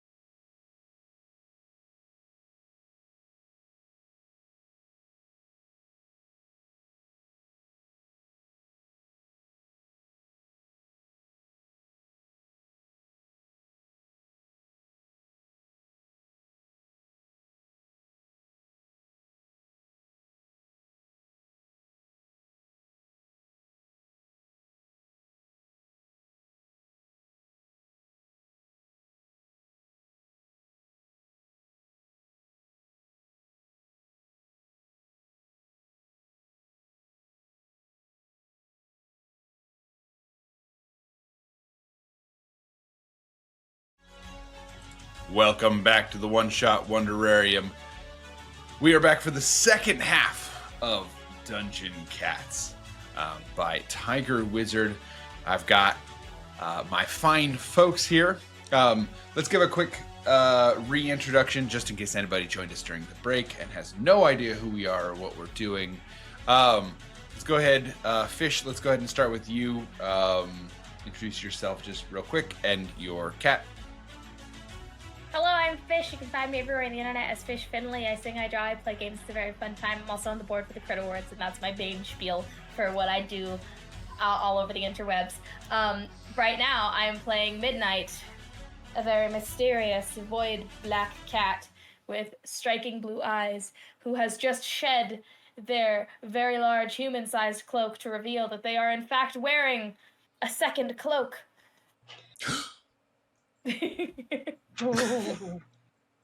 The shock was had. Yep. And Shannon, mind introducing yourself and your furred character? Yeah, so I am Shannon. I'm Imaginif. IMAGINIF. Pretty much all over the webs too. And I am the host of the Imaginif Media Twitch and YouTube channel, where we support those who create, play, and heal. And today I am playing Bubblegum, A little kitty. who summons a funky little Play-Doh-ish mouse familiar to do the fighting. And is also, just a typical kitten getting into some muck. Amazing. And last but certainly not least, Sid. Hello, Sid. Can find me on the interwebs at _Sundance Sid. And today I'm playing Sir Percival C. Mittenston IV. Regal in nature, tall in stature, all around cool cat. Love it. Love it, love it, love it. And we have to break this down a little bit. During nap time at Lilac's Cozy Cat Cafe, our three cats have had a magical dream in which they were transported to a faraway land and have had to overcome obstacles, gaining objects of power in their quest to, they're not quite sure, but they're drawn towards it. And maybe if they do it just right, they might get back home to somewhere a little bit more comfortable. So, let's go ahead and dive on in. You all are situated on top of a hill with this milk fountain in front of you, the rubble of a creature behind you whom you just defeated, and a new magical staff. That staff is so cool. What does it do? I have no idea, honestly, but it is very pretty to look at. So I shall keep it. Try it out. Not much of the magical sort, but there goes. And I just point and say, and then see what happens. Sorry, new mic. Mute button wasn't quite as fast as I thought it was. Yeah, I think as you point it, I think that, so you know how like a sort of fancy wizard would maybe blow like smoke rings at things? I think there is a very large version of a smoke ring that puffs out, and you can feel the force of the wind on it. Yes, magic. Might be some sort of a wizard myself. So cool. Yes. Forgot my mic was muted, and that Oh no! makes it hard I was to wondering why you were so words. quiet. Midnight has been doing the like magic-y thing with the eyes and stuff up to this point, but is very, very fascinated by this staff, and so comes walking up closer to you and just kind of like does that thing that cats do where they like pace back and forth around something to try to like Yes, nighttime. It is very. Look at it. Look at it. It's magical indeed. No, you all were summoning. You summoned a little ghosty, didn't you? Yes, yes. Yeah, I can But do maybe- that. I'm yeah, very maybe- good at it. Yes, yes, you are very, very great at it. Maybe I can do that now too. Let's see. And I try to do something else. Absolutely. I just thrust forward with the Wow. You know what? Yeah, Still Just got the, for fun corncob here, pipe. we are going to test out this new feature, and that's going to inform me a little bit. So let's go ahead and make a cat fight roll here. It's 3d6, and you're going to take the lower of the two, right? Because you want to roll under that 8 Under that 9. or under that 9, yeah. 7. Oh no. Oh, for everyone, watching at home, I just dropped my dice. Oh Oh I don't no! know where that one is, so I'm gonna grab them. no! I mean, as long as it's not a D4, then you should be good. Well, that's lost forever. Pyramid D4s. Oh no! Keep those triangles away. So I rolled Legos. a 6, 5, and a 1. D4s. 6, 5, and a 1. Okay. Yeah, I'm gonna choose that 5 and that 1, huh? Absolutely. So yeah, I think you are able to. It's not to the point of creating like a skeletal creature or a full construct, like the more practiced magics. But I think you point back over and the because the only like bones of anything that you have is what's left of the kitty litter construct, and the boulders on the kitty litter construct start to move up and shift back up into a creature, but don't have quite enough strength. You can see it sort of right and shake Yes. for a minute before it fully becomes a realized creature before crumbling. Yes, I am the most powerful wizard this realm has ever seen. Aha, magic owl. And then, I just smoke the corncob pipe and bubbles come out. Yes, yes. Is that Keep magic practicing. too? You'll get it like midnight. Just keep practicing. I am practiced. I am a practiced magician. It took me only so long to master these magics. Aha. But yes, practice does make perfect. Ah. And just bubbles. Yes, magic. And start mumbling to myself. Yes. The little mouse is gonna just start like walking next to the creepy little thing that he tried to like summon up and just like change into different colors and stuff and cycle through like as it's doing it and just like shudder and then kind of like walk back. Like even the mouse thinks that creature thing is gross. It doesn't want any part of it.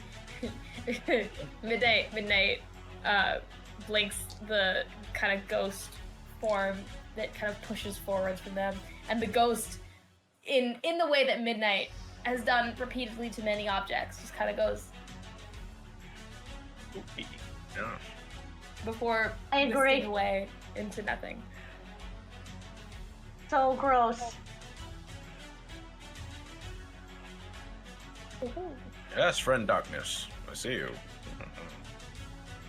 You're a little First of all, low. you know her name is Midnight, right? Yes, Okay. yes.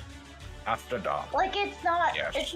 darkness and like Mm. night time. It's midnight. It's okay. Yeah, what I I'll see when I close show my him. eyelids. Yes. Cloaked. Okay. Yes, chewable. We are good. Everything is fine. Understand. Wait, did you just give me a nickname? Yeah. Wait, did you say chewable? Yeah, he just starts jumping around and like and they're doing like zoomies and then like like batting the yarn around. Gave it new like, all batteries. excited. Why would you do that? Yes, magical. Ah, haha. Yes. For I am the greatest magician you have ever seen. We Do a should flourish keep and a bow. going. I want to find more shiny things. Oh yes, that's Yeah. the shinies. Shinies are always wonderful.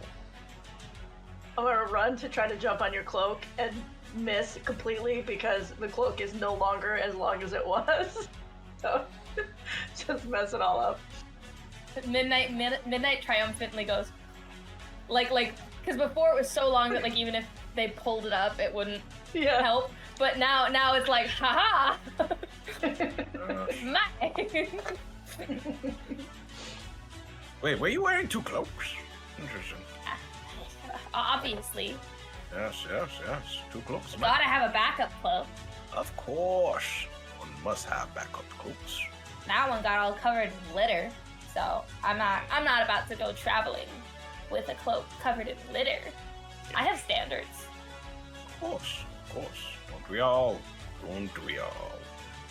You know, they probably should. You know, it makes me think. You know, a litter box of this size, I'd hate to see the cat that uses it. So we probably shouldn't stick around for that fella to show up. Onward? I absolutely agree. Onwards. Yeah, I say onward, and then really quick again, just as a show of magic, just say, ha ha! Just thrust it forward. Yeah. I can see it in my head. I'm so here for this. And just, Yeah. yes. And then I do that. Bubbles come out the end of the staff, as well as me. As the corncob The pipe. No, the pipe. Yeah, sure. I'm just with one hand. Ha! What's interesting is the bubbles from the cob pipe and the bubbles from the staff float in different directions, right? The bubbles from the cob pipe float as bubbles you would think. They float sort of, on little gusts. You can't quite tell exactly, what's going on, but like a little bit here and then all of a sudden they'll change directions, right? The ones from the staff are on a trajectory. And that trajectory also follows a little bit of a worn-in path into the grass. Ooh. Follow the yellow brick road, as they say. Forward we march.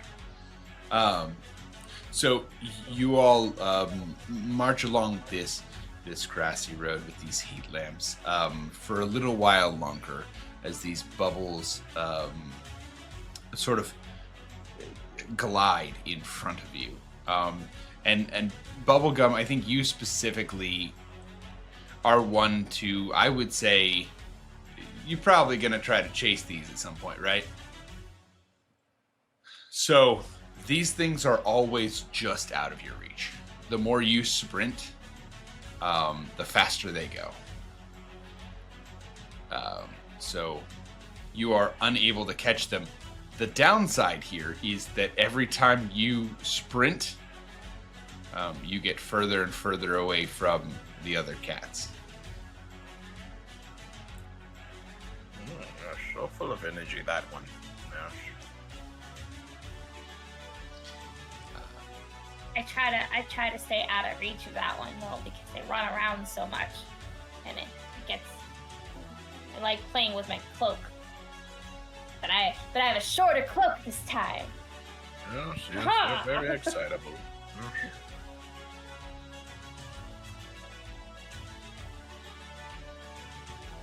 So, as you sort of sprint, you are almost getting close to even out of sight of the other cats when the bubbles finally let you catch them.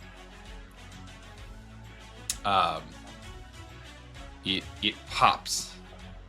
There was a pack of like 3 to 4 or 5 bubbles. They sort of pop one by one, right? As a group. And you look up. and you have found yourself in the grassy terrain you were in has stopped a little while back. And instead, you have, for a little while now, been lowering down into a ravine, and you are at the mouth of a cave. I think I would realize at this point that I'm like alone now, like my distraction is gone, and so I'm gonna kind of like do like the little turn back to look and not see them, and kind of like back up and skitter near the mouth of the cave and just kind of like look ahead, like from the direction I came. Absolutely. And not make a sound. The mouth of the cave has some stalactites hanging down, and some stalagmites pointed up, and you are a little bit out of the front of it, looking back at the other folks. For the rest of you, you come upon Bubblegum, sort of huddled at the front of a cave, in the shape of a yowling cat. This mouth of the cave is literally a cat's face, right? Like, you can see the fangs are those stalactites and stalagmites.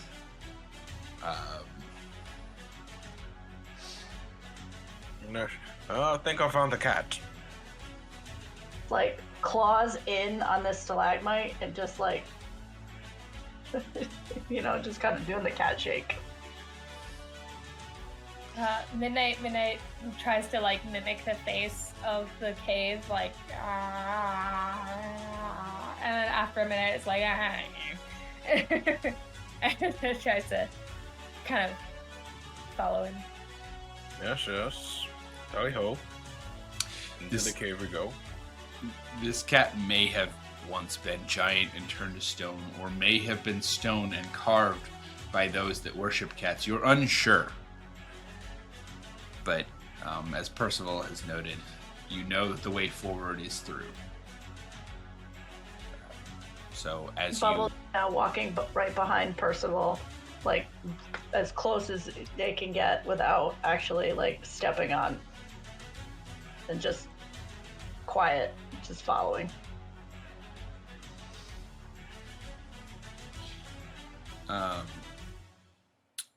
So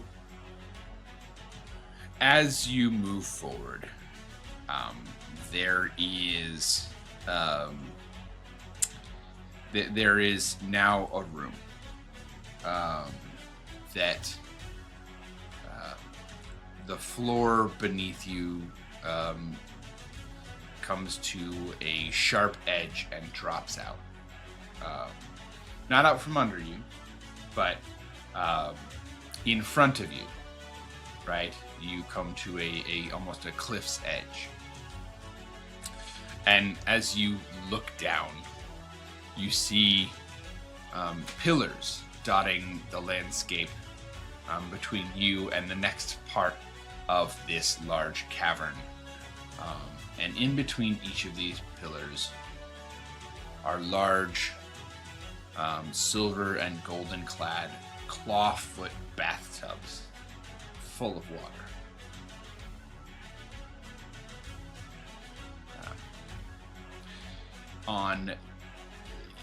If you are able to follow the pillars, there is an island in front of you, a sort of rock island, right? I will attempt to do so. Yeah. And on that island is something gold and glittery. So let's go ahead and I think getting across the top of these scratchy posts is going to be a cat fight roll. Okay. 7. A 4 and a 3. I think there is a moment where You are 6. so confident and so sure of yourself that you almost misstep and fall off the scratching post into the water. However, you are able to catch on your claws before you actually fall and scramble your way up. I didn't hear anybody else's roll, by the way. I got a 6. 6, okay. You have learned... 3 for an 8. An 8. Oof. Bubblegum is still shaking from their experience at the front of the cave, I think. Where Sir Percival has learned from those that went before him how to sort of make the way and the best path forward. Bubblegum, I think, is just trying once again to stay on the heels so much of Sir Percival that they nearly wipe out because they try to hop onto. Go ahead. I was just saying, yes, take your time. Yes, just follow me.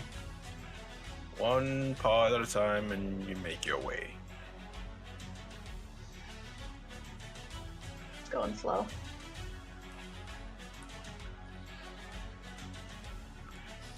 So you are able to make... Go ahead. It was really scary. I didn't know where you were. Midnight is mostly unfazed. Just even with the almost misstep, they do their best to put on a face of like, I know what I'm doing. I jump onto things all the time.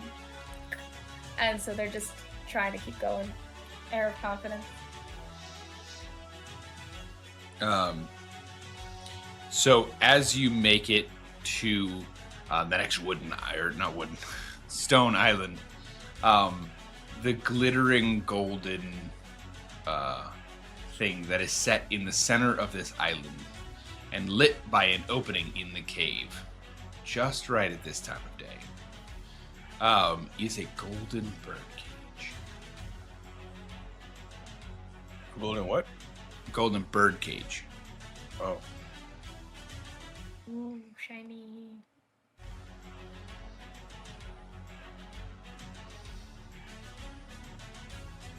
Shall approach. Absolutely. As you approach the edge of the golden bird cage, coiled in the bottom is not a bird, but a long creature. A creature of nightmares. It is in the shape of a snake, but made of many, many barking dog heads. As it... I hate that.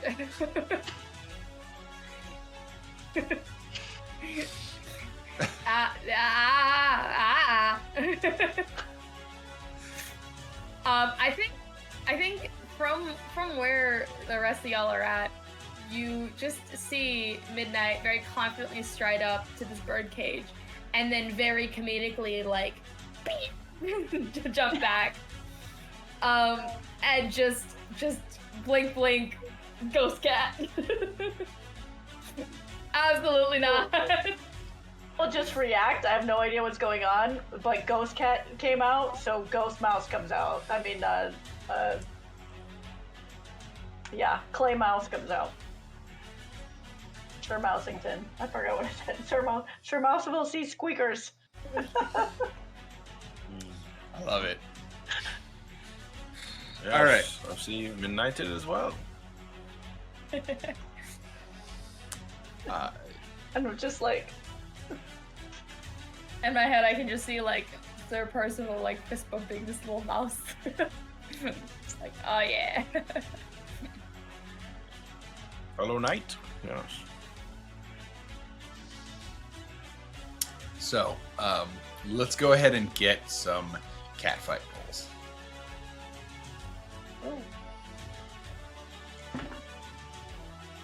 Double threes. Double threes, you said? Yes. Okay. 6.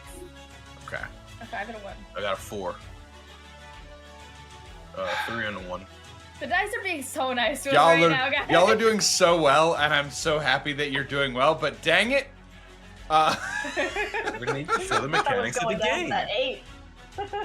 it's great though. This is a great and introductory type of game, right? Like, if you've got somebody who does not know how to play the game, you probably don't want a super crunchy, super like hard to get any success in game. And so Showed up totally unprepared and just started to play. So Yeah. that's what you want. Just based on what we've played so far, it already seems like a really great game for people who don't understand like TTRPGs at all, and like if you want to get them used to the idea of like dice having some form of impact on like the chance and luck of a situation without it being totally out of their control. exactly. So let's go ahead and jump back into this fight. This snake made of barking dog heads. Okay. I think it's better than the previous monster. You know, I don't know how I feel about that. I am, it just, I can't, Cannot compute.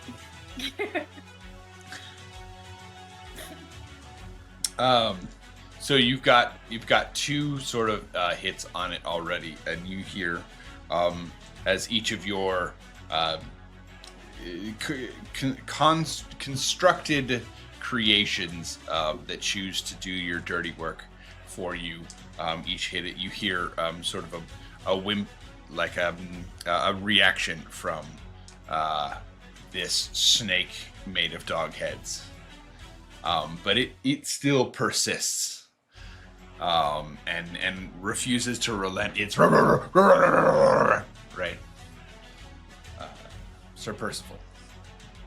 How are you fisticuffing? Are you swinging the wizard staff?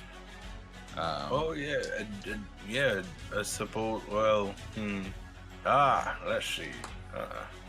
Dogs. Our greatest enemy. Well, suppose you want a piece of Sir Percival as well. And yeah, I'm gonna just punch him. I'm gonna get up on there and fisticuffs. Yes. Even to our enemies, we show our the wizard gentlemanly nature. fisticuffs. So I think Sir Percival runs up, wizard staff in one hand, fisticuff in the other, right? And this dog or snake made of dog heads. It's a snog. Lunges. The snog lunges at Sir Percival, and I think there's a moment where Sir Percival goes and just delivers a haymaker. Yes. And you see Let me this. show you this spell I've learned. This I guess fist. Yeah.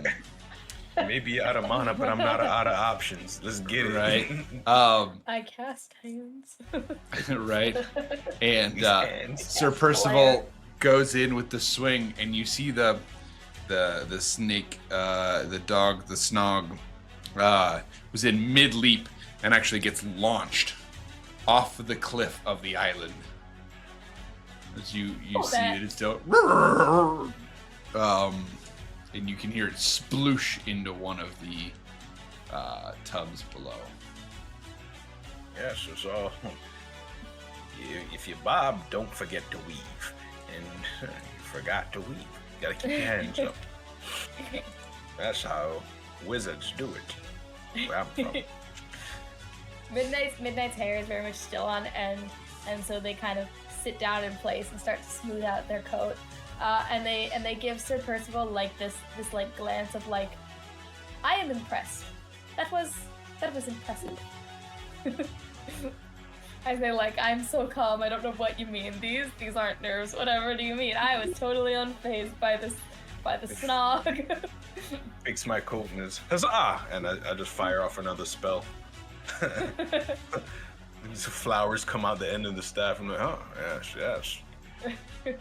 And at this point now, Bubblegum has just forgotten all the fear now, and it's just like, oh, that was so cool, you know. Sees all these things coming out of the staff now, just right back to normal.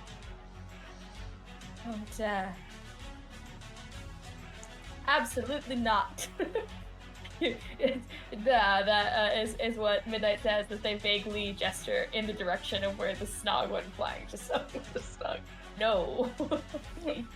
Say no to snogs.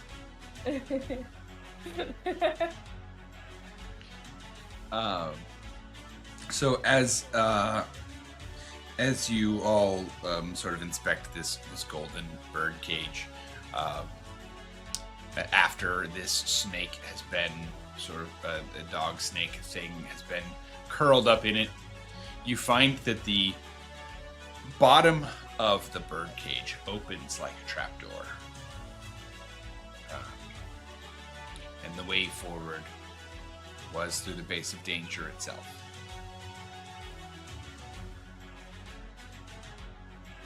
The way forward is through the what? Through the base of danger itself. Oh. Well. Well, Um, Is there anything in this birdcage worthwhile? The whole bottom of it is the trapdoor. Okay. I would proceed first, but I think it may be best if the great and powerful wizard knight Sir Percival proceeds first. yes, this just- makes sense. Just for you know, it's a strategy. Of course, yeah. And no other reason whatsoever. And as Midnight's saying this, Midnight is like wrapping themselves tighter in their cloak, and like just like you go first. Yeah, it's now a weighted cloak. no time like the present. And I just dive down in there. Yeah, And you there, Sir Percy Marston the Fourth, destroyer of snogs. And then I jump down. Just another title I've collected. Midnight waits for Bubblegum to jump down and then chuckles at the joke, and then also jumps down. love that. So when you jump down, each of you lands on a metal landing. It is metal grate with a metal like railing, and then metal stairs headed down to a landing, down to another landing, down to another landing, and this keeps going for a while.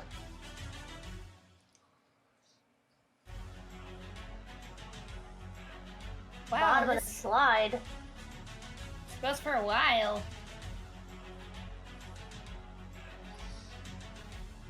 Let's just go. Yeet. Okay. And as I'm going, I'm bored now, so I've got my ball of fluffy yarn and I'm letting it roll down the stairs, and then I'm catching up to it, and then I'm letting it roll down the stairs, and then I'm catching up to it. That is a great way to pass 5 or 6 flights of stairs. I'm taking up the rear, winding up the end of the yarn. So like as it roll, like basically I'm like clearing up the trail so that by the time we make it to the bottom, it's all rewound again for when you want to re-roll it. I love it.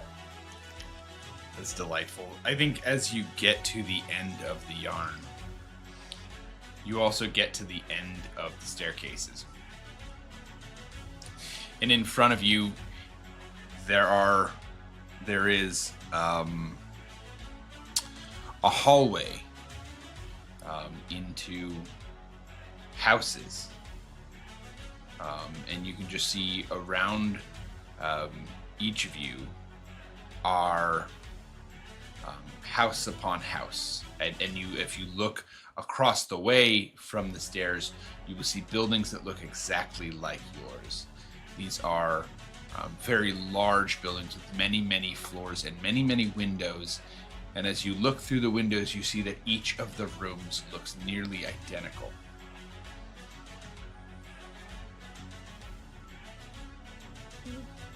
Sorry, could you say that last bit again? Yeah. About the So as you look through the windows, right, as you look across the way from into the other building, you can see that through each of those windows, the rooms you are looking into are near identical. There are bits of them that are different, but they're each set up nearly identically. Okay. And it is a place that one could get lost in very, very easily. To get to the bottom of the stairs. Oh, sorry. I think there's like a little delay for me. No, it's okay. Or you as we turn around, when we get to the bottom of the stairs, I'm just gonna realize that I'd thrown out all the yarn, but it's like I'm gonna turn around and you've got it back in a ball, and I'm now just realizing, oh, you're the best! Thank you so much. Take it. It's nothing. I know you got a soft side. I won't tell anybody though.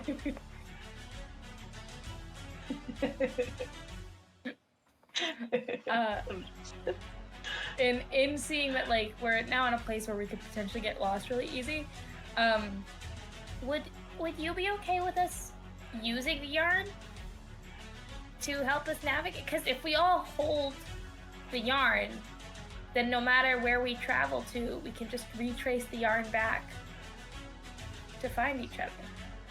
Kind of like a big leash. That's amazing. Here. You can be in charge of the yarn. I grab one end of it, and let you continue holding like the main ball. And then look to Percy to see what Percy's up to / how Percy reacts to the plan. Yes, let's hold the yarn. That's a great idea, actually. Should we throw it? No, like you grab one end, and then I'll grab the other end, and Percy will grab the middle, and then we'll just go wherever, and then when it gets all tight, we'll just we'll retrace it back to where we all are and figure out what's going on. Do you want me to run ahead? No. Okay. Yes. So let's all stick together. We're not sure where this leads. Well, if we're sticking together, then we can use it like a trail Yes, we can. to find our way back out. Should we tie one of the ends, like, to this post right here? Yes, that's a good idea. I don't know how I thought of it. By thinking of it. I think it was Sir Mouseable Sea Squeakers that told me about it. This name is getting awfully familiar. It's in honor of you, because I wanted him to be cool. Oh, yes. Because one day, I'm going to be as cool as you. You already are, Chewable.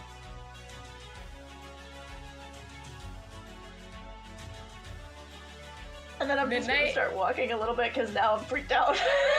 Midnight kind of smirks in amusement at this exchange, and is just like... and then grabs the string and continues moving inwards. And then I get like this proud walk because I'm holding the end of the ball, and I'm like, I'm really important right now. This is my job, to hold this ball string. So, as you delve into this large building of rooms and houses, and each you will begin, I think. I actually, let me ask you guys instead. How would you like to proceed? Are you opening every door? Are you 1 in 5? Are you trying to avoid opening doors whenever possible? What sort of a tact are you looking to take here? I know at the very beginning we were feeling kind of like a pull in a direction. Are we still feeling a pull in a given direction? Or is it just kind of like we're here and trying to proceed vaguely forward? It is the vague feeling of needing to move forward. but it's not like I gotta head this direction, right? Yeah, I open every door. Okay. Sure. Like those magazines that they have in the cafe where like it's like look at this picture and then look at this picture and then which one looks different? Is there like maybe a house that looks different than the other houses? So as you open each one, there are minor differences. You're probably asking about major differences. And for the first 5 or 10, you see the same sort of setup. There's a nice comfy cat bed in the corner. There's a scratching post. There is a constant running water watering dish. There is a fridge stocked with food. There are many like iterations of this where there's the basic sort of stuff. Every once in a while you'll find an extra poster on the wall or a toy left out or something small like that. But you don't find much. And nothing of note for a very long time. However, 15, 20 rooms in, you start hearing a noise. It is a soft thumping, followed by a whooshing. There's just a thunk, thunk, thunk, thunk. And these are going on at the same time. I can't make both noises at the same time, but they're going on at the same time. And you can tell it It's is like that machine. Oh, sorry. I swear there's like a delay. You're good. Sounds like that machine that we don't like. It takes all the crumbs. The vacuum. Yes. Yes. As Yeah, that's the one. Steve calls it. I don't like it. No. This is an all too familiar sound. A familiar sound that we do not like. Well, there's only Must one find reason. high ground. Good plan. My voice is just turning into some sort of weird mush between the two of yours, depending on who's talking to me first. Is how what I I'm get realizing. It's really hard not to do that. I do that too. Yeah. Sometimes it happens. It's all good. It's all right. I mirror. I just have really bad ADHD. As a cat. Yeah, same. We need to find high ground. I think that's the only way to escape the vacuum. Yes. Allow us to move. We must figure out where it's coming from in order to avoid it. Absolutely. So it is seemingly like these hallways are echoey, right? Acoustically, there is not carpet in these hallways. The sound travels for a very long time. But here is what alerts you to something. What is actually, let me ask this. It seems like Sir Percival is at the lead. Is that correct? It feels that way. Later. So who is second and who is third? I'll be second. Okay. So, I'm distracted and looking at other things. I just keep tugging the yarn. Yeah. so that makes it difficult for Bubblegum a little bit. Because it is only after a while of trying to find your way up that you realize it's not just Midnight tugging on this yarn. Something else is tugging on the yarn as well.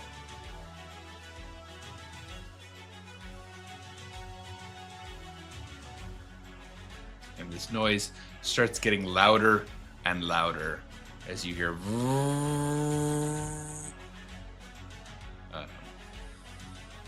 coming towards you. Ah.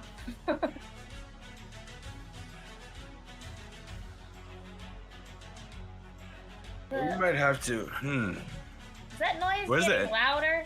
It sounds like it is. Where's the end of the yarn? So one end was tied to a post at the very beginning. The other end, I would assume, is in your hand as you're unraveling it. Yes. So depending on what you're looking for there.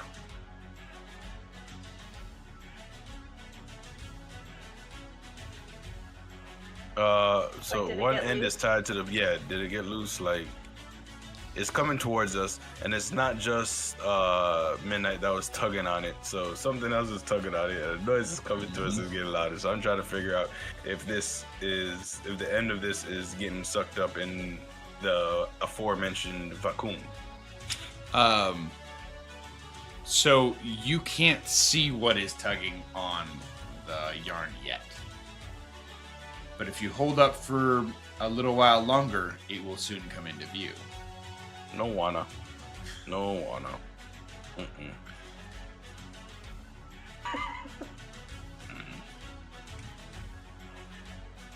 Ah. Vague distress noises. Right? Yeah. Very tippity top of the room, just like looking down. So you guys haven't yet found a staircase up, for the record. I'll keep climbing the walls and falling back down.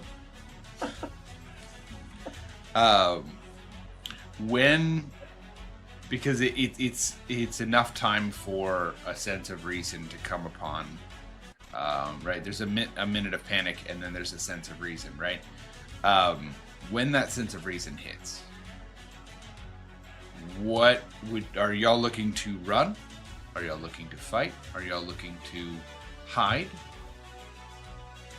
What sort of approach are we looking for here? I think that I'm running, but also not if they're not, because I'm like, looking back and I'm very much in the headspace of I think that Knight would run, specifically would run away and then also up if she can get up at all. Okay. be following. It's like anything that's elevated above the ground. Yes, Sir Percival, are you on board with that? Yeah, I'll have to do that. Okay. Just until we figure, because I don't know what it is. So yeah. Are we letting go of the yarn? Are we holding onto the yarn? Are we trying to tug Still the yarn holding back? the yarn. No, I'm still holding the yarn. Okay. Like continue it, could like let it continue to unravel as we Yep. try to find direction. Yeah. Yep. I just wanted to make sure before we get too much further into this. So, you all take off down Any the questions? hallway. And you are faced with a left or a right. First answer, we'll take it. Left. Okay. Left down the hallway. You see the numbers start to decline. 58, 57, 56, 55, 54. As you are headed down the hallway. Right, in classic sort of apartment building fashion, these have other numbers there, but it's the last two that you're really paying attention to here. You get to starting to the single digits. 13, 12, 11, 10, 9. And you realize the ninth door is wide open for some reason. No other door has been open unless you've opened it. Do you bolt in the ninth door or do you keep going? Yeah, I think I'm gonna beeline towards that since it's open. Okay. I agree, especially since there's probably stuff in there that we can jump on. Absolutely. This door also has a nameplate on it. The home of Dr. Ishing. Doctor what? Ishing. Oh, Ishing. Gotcha. Yes. And this condo, as it were, has a second floor access.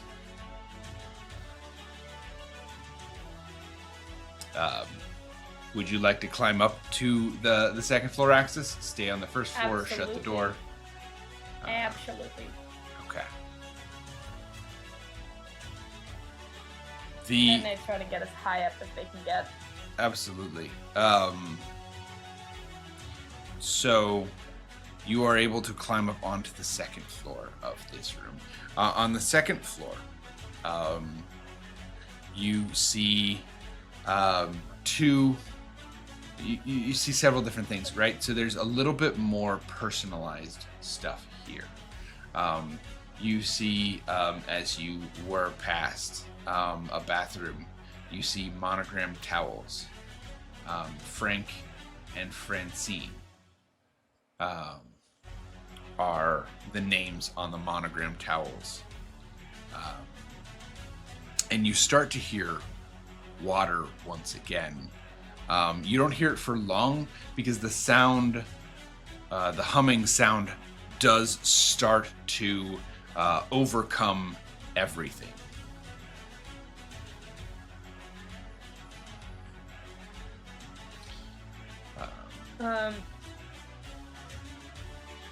So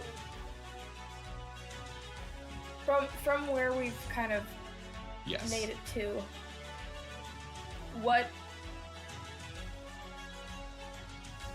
Sorry, my brain is just having a really hard time right now with the spatial. You're okay. Yeah. Part of that is because the space is completely imaginary. So, you know, we are making it up as we go. So it is amorphous in some ways. So if there's something you are looking for narratively, we can kind of add or subtract it as we need to. But I think as you are sort of settled in the top of this apartment, you hear a grumbling noise. Shut up. And a smash as the humming abruptly stops. Oh. Okay. And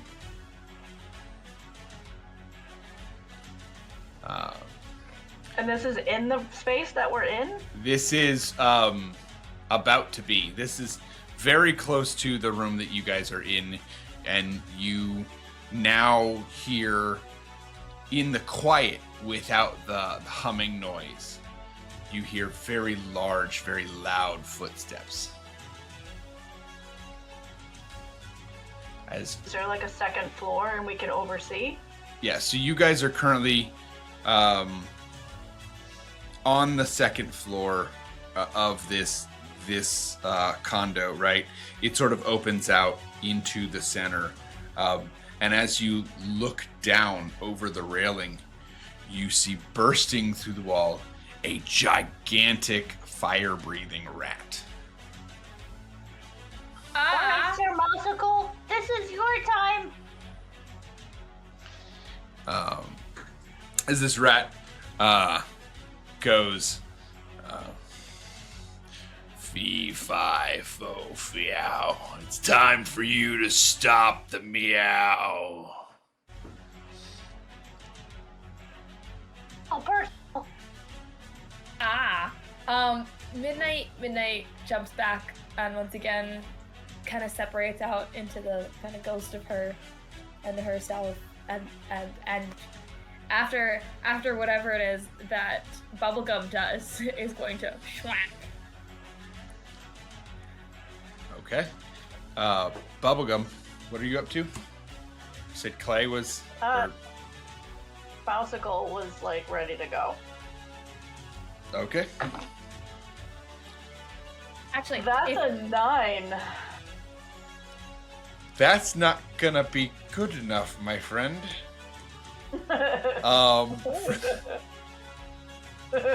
There's that's unfortunate. Sir Bousicle is no more. Sir Mousicle is no more. But in addition, it seems that every time Sir Mousicle takes energy from you, right? And so as Sir Mousicle, he won't lose a life, but he disappears. yes, yeah, and you can feel that sort of energy sapped from you in a moment as this gigantic rat sort of swats him away very easily.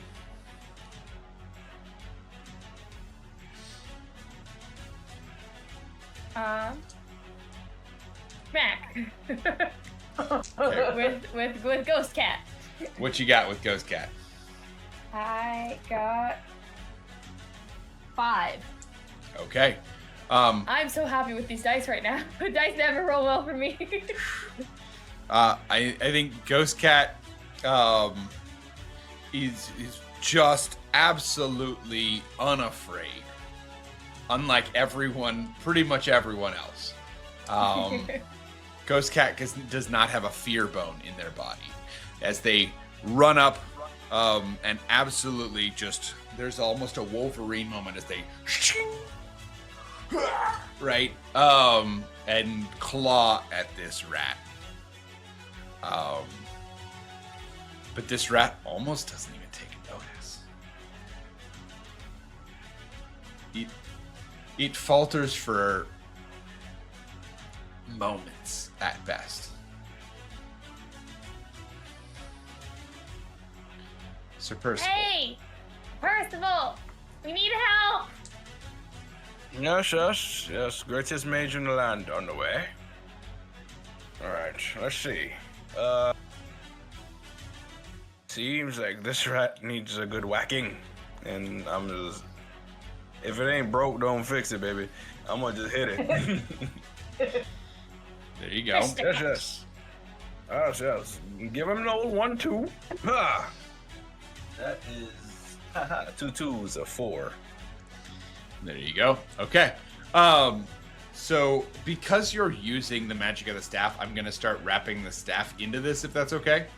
That's fine. I think there's a moment where Sir Percival looks at the staff and thinks about casting magic, and instead just swings it back, and as they do so, they sort of are holding on to the staff up here, and as they throw it back, it shifts back in their hands, so that they get the utmost leverage, coming back around to whack. Just with the heavy crystalline top. Turn it up, baby. Yes. Sir Percival's here. Haha. Whack! Yeah, let's thwack him. You see the rat, the gigantic rat, looks down at you. Goes, "Oh, you're gonna regret this." And let me double check something. No, it's not. Yeah, we're gonna, okay. Oh, you're gonna regret this. I have indigestion today.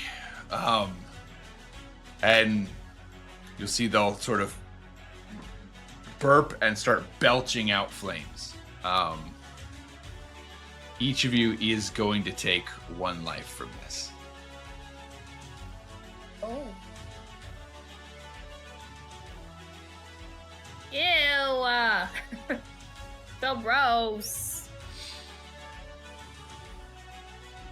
Disgusting.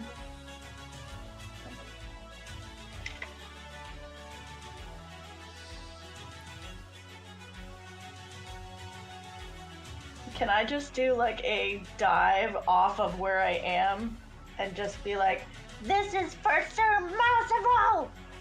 Absolutely. And like you can. as I dive in, I'm gonna grab the 2 daggers that I have. Even though I have claws, I'm gonna grab the 2 daggers that I've got. So I've got the 2 daggers and my claws out, and I'm just gonna go as I dive across. I love it. Let's roll for it. Oh, I suppose I have to roll. I was like, what happened? Oh, you gotta be kidding me! Uh-oh. Is there any way for me to do any sort of help action of any kind to assist in this like movement that Bubblegum is making? Because I absolutely, I think Midnight absolutely would. I mechanically in game there is not. Okay. Do I think that's cool? Yes. Okay. So what I will say is this is something that we can use once in a while. We can't spam it because it's going to be insanely overpowered with what this has got. Not, yeah. But for this, actually, let me Roll do the this. 10, by the way. It's a 10. Okay, so here's what I'm going to do instead. What would you like to do to change the outcome? I would like to. So as Bubblegum is kind of jumping from where they're jumping, I would like Midnight to kind of like try to like catch them and use that momentum to fling them further. Okay. Like, because Bubblegum is so much smaller than Midnight is, just because Bubblegum is a kitten. Yeah. And so I think Midnight is gonna try to like catch with like from the have like basically what in my head what it looks like is that Midnight kind of makes their body like a ramp essentially. And so Bubblegum lands on them and then kind of slides down their back, and then Midnight's able to use their head to kind of flip them further up into the rat. Here's the deal I'm going to make with you. So this is going to be a roll on your end. Okay. If you succeed at this roll, both of you succeed, and that's going to do 2 damage to this creature, right? It's going to up the damage. Okay, If you fail, it's going to do the inverse. that's fair.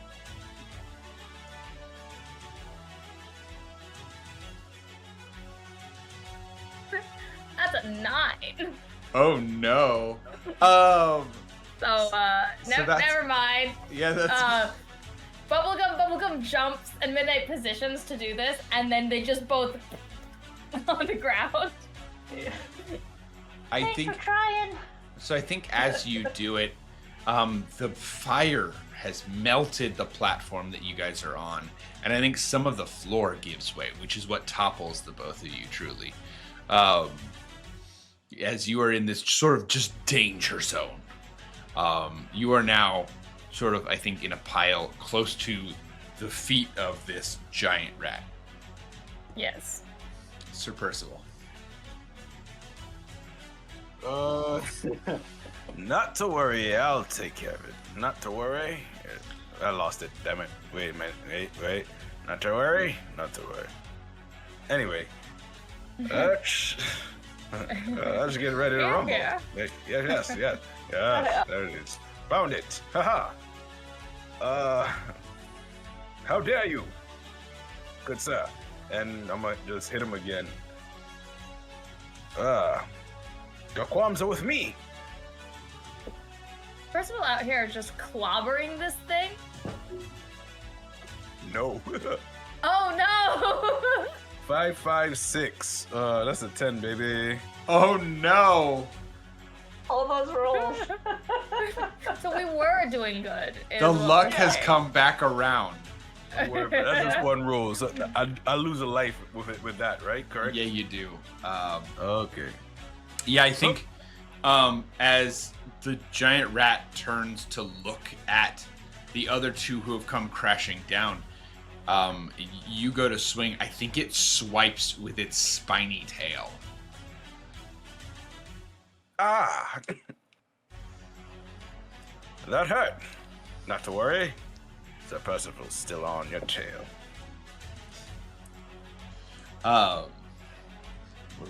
Back up to the top Did- there. Well, did we lose a life as well on that one, or no? Not on Sir Percival's, but on your guys's, Okay. yes. Okay. You each lost one. Okay. Midnight's gonna kind of like to their feet and squint at this rat as my little ghost cat sneaks up behind him and thwack. And I'm hoping for the best here. Please.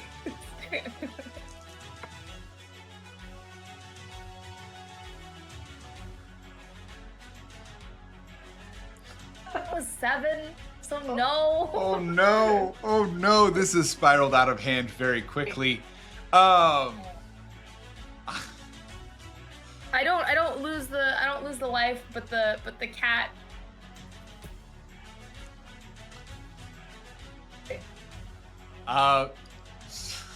So I hate to be the bearer of bad news here. Oh. Because yes, the cat goes. Two things happen here. One. So like mechanically in this game, when you fail a cat fight roll, you do lose a life. Well, no, because I'm a magic cat. So when my cat skeleton, it disappears, and I don't lose a life. Is that? Yeah, that's the mechanic for the special action. Yeah. So Bubblegum, you get a life back because I did not realize that, and I took one from you earlier, for the record. I have 7 right now, and I think that's accurate. I think. Okay. Yeah, that's because we all lost one when it burped, and then the both of us Okay. lost one So when we landed. Yeah. I think I asked you to take away one, and you rightly did not. So we're good there. Okay, cool. If you did, I did not hear you. Go team. Because I remember go team. saying I that got you your lost back. a life. I got you. But no, that worked out perfectly. Great. Okay, cool. Yeah. It's nice when I make a mistake and everybody else is on board with the right thing. That's I like that a lot. We got it. It's fine. Yeah. Cool. I did not realize that. Yeah. But now just that for that ghost personal cat item. is gone, and so my eyes kind of the light coming from my eyes kind of flickers out, and I'm just like ah. The Gotcha. signature wine. Also, Percival, what type of cat are you? Maine Coon? Oh, sneaky cat. You're a sneaky cat. Okay. Yeah. That's what the whole gentleman thief thing.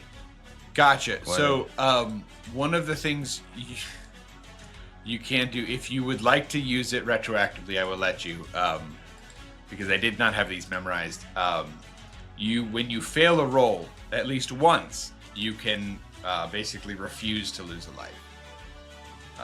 So you can Say this last time, yeah, basically nope.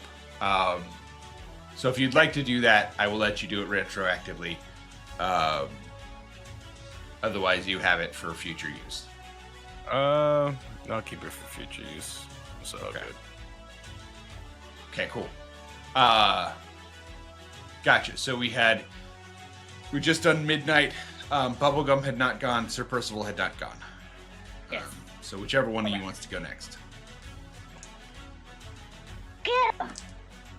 I'm gonna dive and do the same thing with the two daggers and the claws and whatever. Oh my gosh. 10.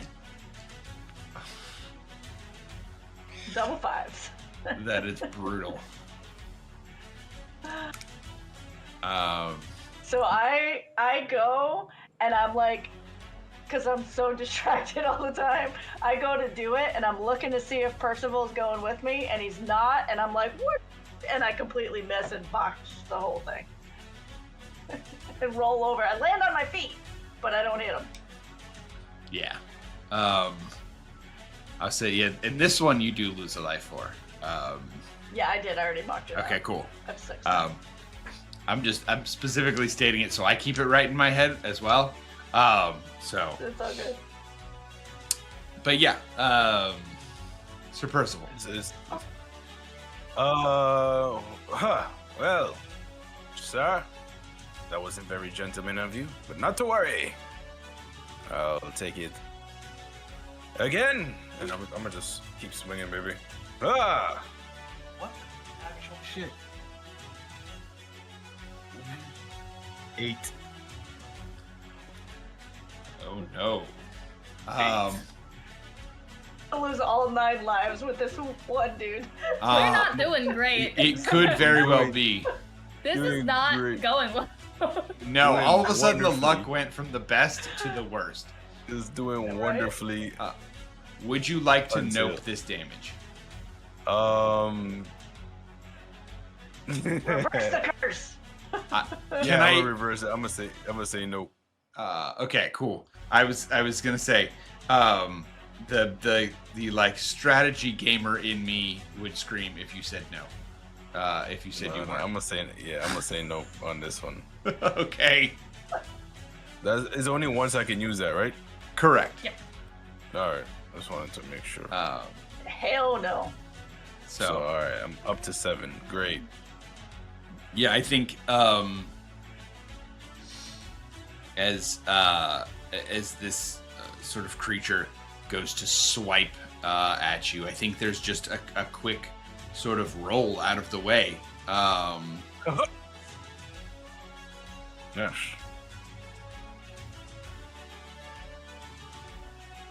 I'm starting to get annoyed at you. Yes. This wouldn't be the first time someone has said that. All right, it is back up to the top for y'all. Whichever one of you wants to go, it's free game again. I am so annoyed at this. And I'm gonna kind of like whoosh my cape and try to like epically leap towards it and I'm gonna try to scratch it and like in the scratch pin it to the ground. Okay. It is very big. I'm just gonna scratch it. I'm gonna try to look Okay. epic and scratch it. That's what I'm gonna There try you go. to do. I was like, it is. Its name in the game, by the way, is Ratzilla. You can like a hand. So the roll Oh is no. 2. Nice. Yeah. See, Nice. reverse the Is curse. that double ones? Do it. Got double ones. Okay. I hadn't decided I was going to do this, but I'm going to do this. We haven't really had double 6s or double 1s, have we? Nope. No. Double 5s. No. There are I don't think optional. anyone's rolled a 6 end of sentence. We have rolled a 6. Oh no, we have. Never mind. Math is hard. No, you're good. Yeah. It's late. So I am instituting an optional rule in the game that allows basically it says if you roll cat eyes, it's always a success and you gain a life back. Ooh. However, the opposite side of this is if you roll litter box cars, so that's double 6s, it's always a failure, and I can add another creature to the encounter, which I probably won't do here. What I'm going to say is it will take 2 lives. Bring it. So. Okay. Got I figured y'all would be down for that. I am down for that. Yep. I'm gonna roll some cat eyes right here. And now that we've As called it I- out, right? Yeah. As I flip and spin and roll and with my 2 knives down into its pinky toe. It's pinky toe. Its pinky toe. That's personal, is what that is. Yeah. Right. Okay. Well, it wasn't cat eyes. It was a 7, which is I can't. I thought it was a success, but then I think it was not the last time. So I Do don't you know what have it is. 7 lives? Yeah, you have 7 Huh? lives, so that is not a success. You got to roll No, under. I have 6 lives. Oh, I have to roll under my lives. Oh, Yes. Hey guys, I've been playing this for 2 hours. I just figured out what the rules are. It's all good. It's all good. For most of it, it's just been roll under a 9. I just thought 9 was the number. You gotta roll under 9. I had no idea. No, it just so happens That that makes so y'all much more sense now. succeeded for Oh so my God. long that 9 was the number for most of this. It was just law. All right, so I missed the pinky toe and stabbed myself, Oh no. and I'm down to 5.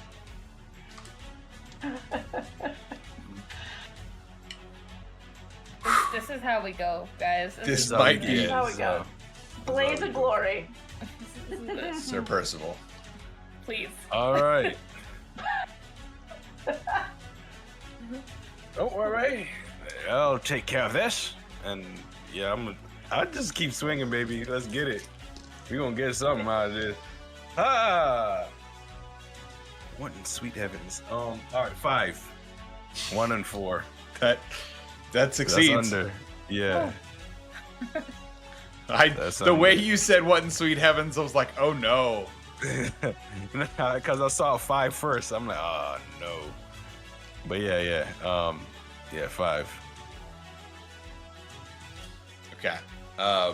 So yeah, I think you are able to go ahead and like give it a thwack in its knee. Yes, you'll feel that in the morning. Aha! And the creature is starting to react to the hits now. It's Yes. starting. You can feel they're starting to add up. Tick tock as the cherry wind blows. And in fact, this is the point where it decides. All right,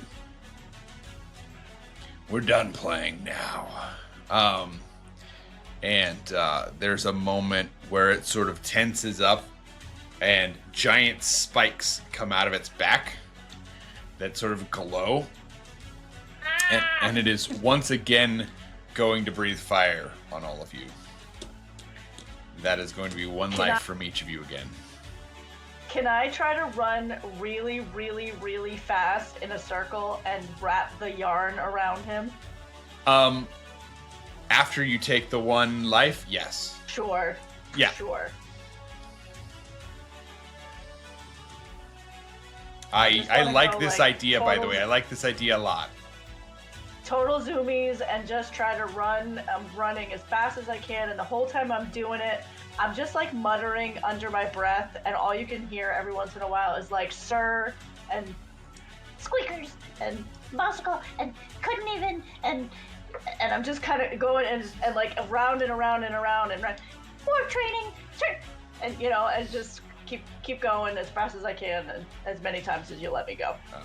Go ahead and give me that roll. That cat fight roll. So I have to go under the 4 that I for lives. Oh, All right. yeah. Cat eyes right here. I got a 4. Does that count?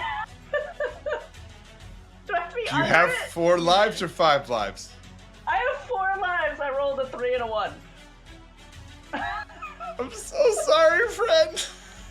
Look at how sad you are for me right now. I really want you to succeed there.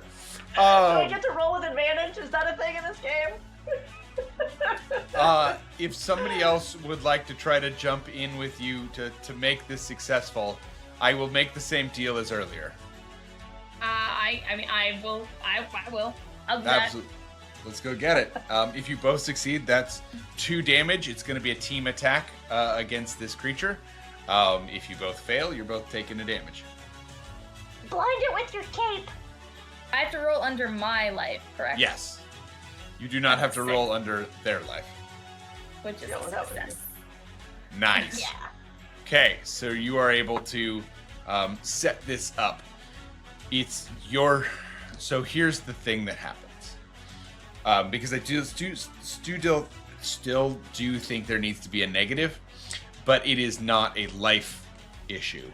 I think as you are going, there is fire all around you, and your string starts to catch fire and melt. However, it is still strong enough to allow some of the tripping and some of the confusion to go on, to allow midnight to come in and just take a It's good acrylic, chunk. so it melts instead of burning. Yeah, exactly. And you take a see good that. chunk out of this rat. And you can hear it for the first time start to yowl.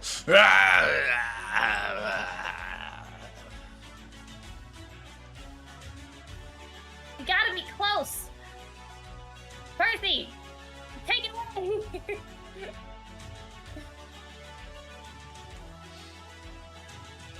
All right. Mannequin mania, and he's all like, Yes. Yes. Yes. I love it. Smack it. Yeah, I'm gonna hit him. I'm gonna hit it. Let's go. Let's go get it. That's what I'm talking about. That's a 4, 3 and a 1, baby. Heck yeah, that'll do it. I think. So, do you have a specific thing you want to do here, or do you want me to narrate? So I roll up with him, just wind it up, give him a YI and just smack him, and then otta, yeah. Got Yeah, it. Just wind it up. As they sort of come down, like bend over, like you get the and right in the jaw, just And that's how you put him to sleep. there you go. I missed. I lost another life. I was going back in, like just now. to try to give him the old 1-2. No. Oh no. Yeah. Midnight, how you doing over there? I am distressed at Bubblegum's persistence in injuring themselves. I also am ready to be done fighting this thing, so I am going to make another swing at it. I think I'm full trying to schmack.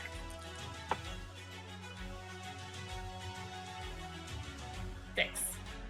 Okay. Remind me, are you at 6 or at 7? I'm at 7. Okay, you're good then. Good. So yeah, you absolutely go ahead and give him a good schmacking. Is there anything that you, as Magic Cat, would like to do here? Do you want this to be a magic schmacking?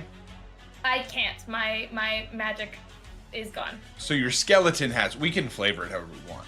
Do you want to use Well, magic, or 'cause do you want to use fists? It's up to you. Well, I mean, flavor-wise, I'd like to magic schmack, but Let's do it. I can't. Okay, Let's- cool. yeah, It's like the glowy, like her eyes start glowing as she goes to it's kind of like a combo of as she goes to swipe Yeah. this thing, her eyes start glowing bright blue, and then her claws start glowing bright blue, and then it looks like this kind of almost like echo flame effect as Hell she yeah. goes for the. I love that. There's this just giant cat's paw with that echo flame effect just comes across, and you see it leaves like a scratch across the face of the rat, just right in there. Oh yeah. And you can see It's still up. it's still up, but as the room heats up, as the fight heats up, you can see its body is starting to sweat. It's gotten clammy, and instead of the direct confidence that you were seeing in the beginning, there is a slight moment of desperation in those eyes. Sir Percival, take it out. Yes. Will do.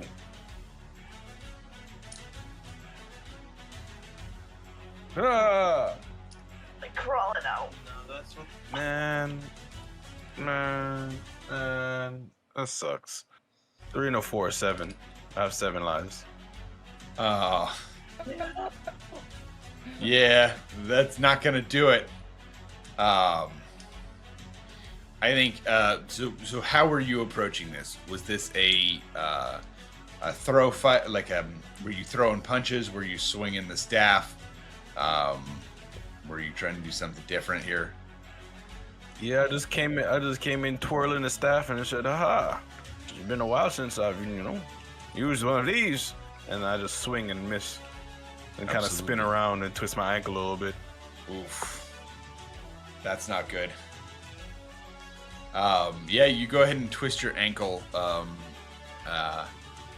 you know that you're probably gonna need a brace for that later. Ooh, yes, that's not good. Not good at all. Not good at all. All right, we're back up at that top. Somebody take him out. Can Tired. I intervene before Bubblegum is able to almost hurt themselves again? Can I just immediately be all like, no, slice? Because I personally would like if Bubblegum didn't hurt themselves again. So there is no turn order. Bubblegum is not forced to go first here. Okay, I'm just gonna Yeah. like push them aside vaguely with my cloak and try to go for the counter. Okay. Go ahead and give that a roll. Bubblegum will recognize this and dive behind cover. Okay. So yeah, 5 hits it. And it's not down yet. Let me start there. Before you start celebrating. It's not yet. But another gigantic magical claw comes out and just gives it and you see right across the chest. And this creature, you're not gonna get the best of me, mangy felines. Your lawn has terrorized my people for so long. You're not gonna win this. Who you calling mangy? I am mange free, I'll have you know. And Bubblegum has dived behind some cover. So I sensed the panic of my peril, and I dove behind cover. Yeah. Absolutely. And you're fully allowed to do that. I'm not going to make you roll for that or anything.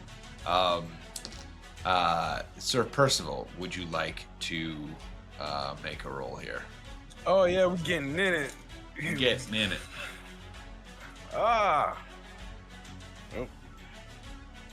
May have missed once, may have missed twice, but I won't miss thrice. That's a 4. Yeah, and I got 5 lives. Okay. Your face, I was very much ready for that. Actually, I will. Gotta keep them guessing. Yes. Aha. Sir Percival, Yes. talk me through the killing blow. Well, he called us mangy. He said, "Mangy, have you seen my fur? I've been preened."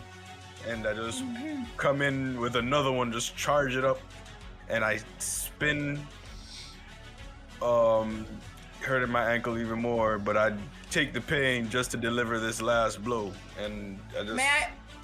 May I potentially do Yes. like a Yes, you flavor can. thing? Okay, Of so I had made my swing on it, right? And I do the who you callin' mangy.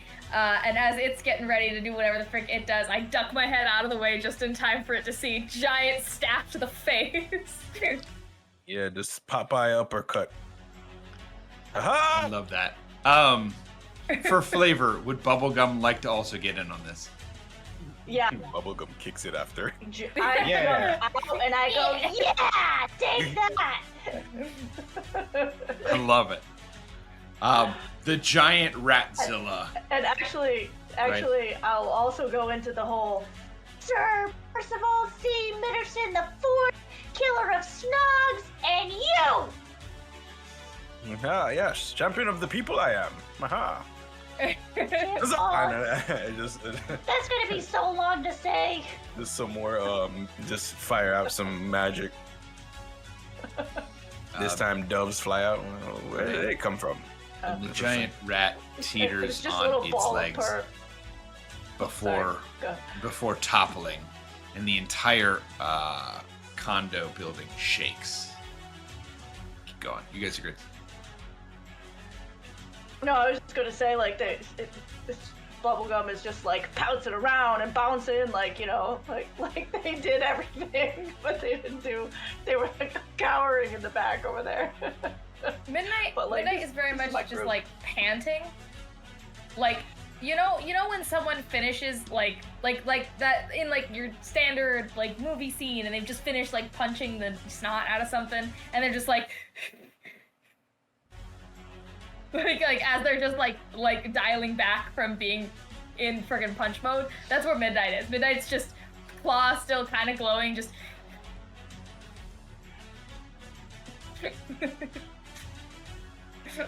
I love that. Yes. Ah, yes, golden gloves. That's how we are. The art of fisticuffs is a terrible art indeed, but sometimes it's very useful. Yes. And then just the bubbles again, and then just random, yeah, that's magic. Wizard. And that's just what I'm doing. Oh, you're good. Just real calm about the whole thing, while everybody's just amped up. Yeah, right? This is the point where things start to get wild. Because the giant Ratzilla creature starts to shake. And it actually explodes into a magical particulate of blues and purples and greens and yellows and reds and pinks and just about every color in the visible spectrum, in the cat visible spectrum. I actually don't know if that's the human visible spectrum or not, but every single color a cat can see. And each of you start seeing little things from the day. You see a trout in a tank with glasses that says "Welcome," and on the front of it, the tank, it says "Welcome to the offices of Dr. Frank Ishing." And you see a mountain of swords, a pyramid of swords, and a mountain of clawed up skulls, as this Ratzilla had stomped around it. You see laser pointers. You see a destroyed version of the Lilac's Cat Cafe. But in a blink of an eye, it's back to restored. And then another blink of an eye, you're back there, waking up from your midday nap. Meow. Yes. I think Midnight looks around a little bit frantically, but like from the donut that they were, just like the eyes darting around before they like begin to get up and stretch. Look to try to make eye contact, like, with the two of you, like, was, like, that real? Like, to see, catch and see. Midnight looks back Meow. over their shoulders to find that they are cloakless.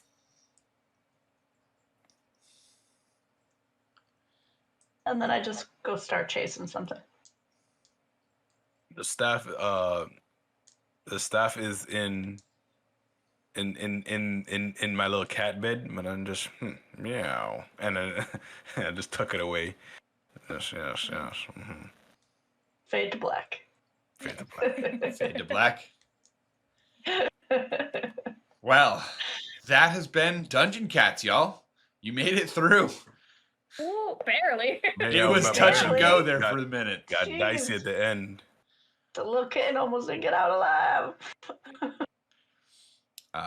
You guys, it was a blast. I enjoyed playing.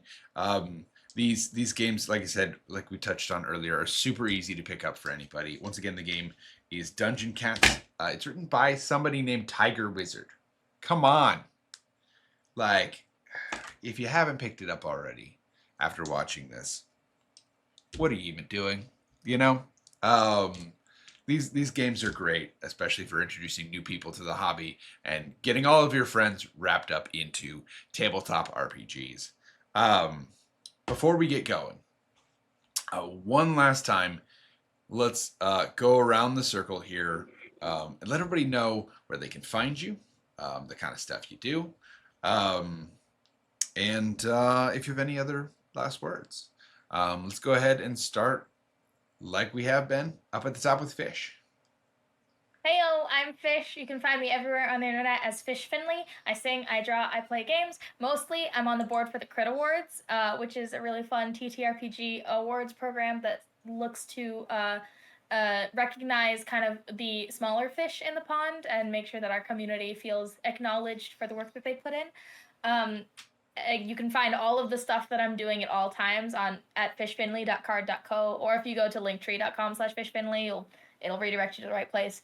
So that's you'll see like all of the like one shots that I'm in across the board, any art that I have posted. Also, I sell prints, which is pretty fun, and so that's kind of like what I do. I've had so much fun playing Midnight. It's always so fun to play like a character that wants to be mysterious but isn't, because then you get to really play with like the kind of delusion of it. And I very much enjoyed playing Midnight and enjoyed playing with these wonderful folks. So let me pass the baton over to whoever's next. Shannon, let's get you next. I also loved playing with you all tonight.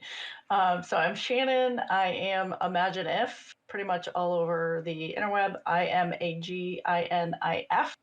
That's also my link tree, so you can find all my links to everything in there. I am the host of Imagine If Media on YouTube and Twitch, where we support those who create, play, and heal. If you are a creator, I'd love to have you on the Creator Spotlight. So you'll also find a form and a way to reach out to me on my link tree for that, if that's something that you're interested in. I'm also a holistic professional, and I host a podcast called Bring Joy Forward, which is basically just a lot of people talking about different ways to be conscious of your mental wellness and how to bring more joy and walk towards joy in your life. And that's pretty much what I do all over the place. I'm also an artist and many other things, but you can find all that fun stuff at my link tree. So thanks for having me again. I appreciate it. No problem. Glad to have you anytime. And Sid. Hey, hello. Name's Sid. You can find me just about everywhere on the interwebs at _Sundance Sid. I don't do any cool things like everyone else, but I play TTRPG, so, follow me and you'll see where I'm gonna show up, here and there, just about everywhere. And it was a really enjoyable playing tonight, especially a character such as Sir Percival C. Mittenston IV, Slayer of Snogs and Ratzillas.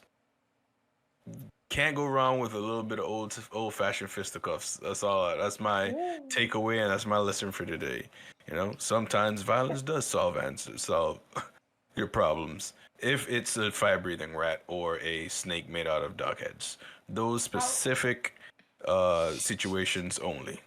I will keep that in mind. Should I encounter a fire-breathing rat or a snake made of dog heads? Yeah, just give them the 1-2 when you're good to go. Yeah. Might need a 3-4, but 1-2 can usually do the trick.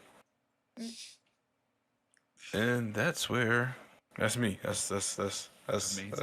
outro. Well, if you guys have been watching this and you somehow don't know who I am Tony. You can find me most places online. These days, it's mostly just TikTok and Blue Sky at Tony Will Edit. I technically still have a Twitter, but it's disintegrating daily. So, mostly those places at Tony Will Edit. And then you can find me here on Roll for Respawn Wednesday night for the Wednesday night revival. You'll find me here at the One Shot Wonderarium every other weekend. On Saturdays, we play different games with different people all of the time, highlight cool creators, highlight cool games, and have a blast every single time. I've not yet had an episode that I walked away and went, wow, that stunk. We get to have fun every single time with it. It's been a great honor to get to host this show. And then if you really like ranting, there is a show that we have on the channel. It's getting moved on times, but so you have to keep an eye out for it, called Spawn Camp. And sometimes they bring me in to do sports segment, which is sort of Tony Unleashed. They just let me rant about whatever it is going on. And honestly, it's the best part of the show. Not to toot my own horn, but also, yeah, you should tune into the show just for me. With that being said, thank you so much for watching. This has been an amazing show. We love you guys. Thank you again. And make sure when you head out into the wild, wide Wonderarium, take a friend.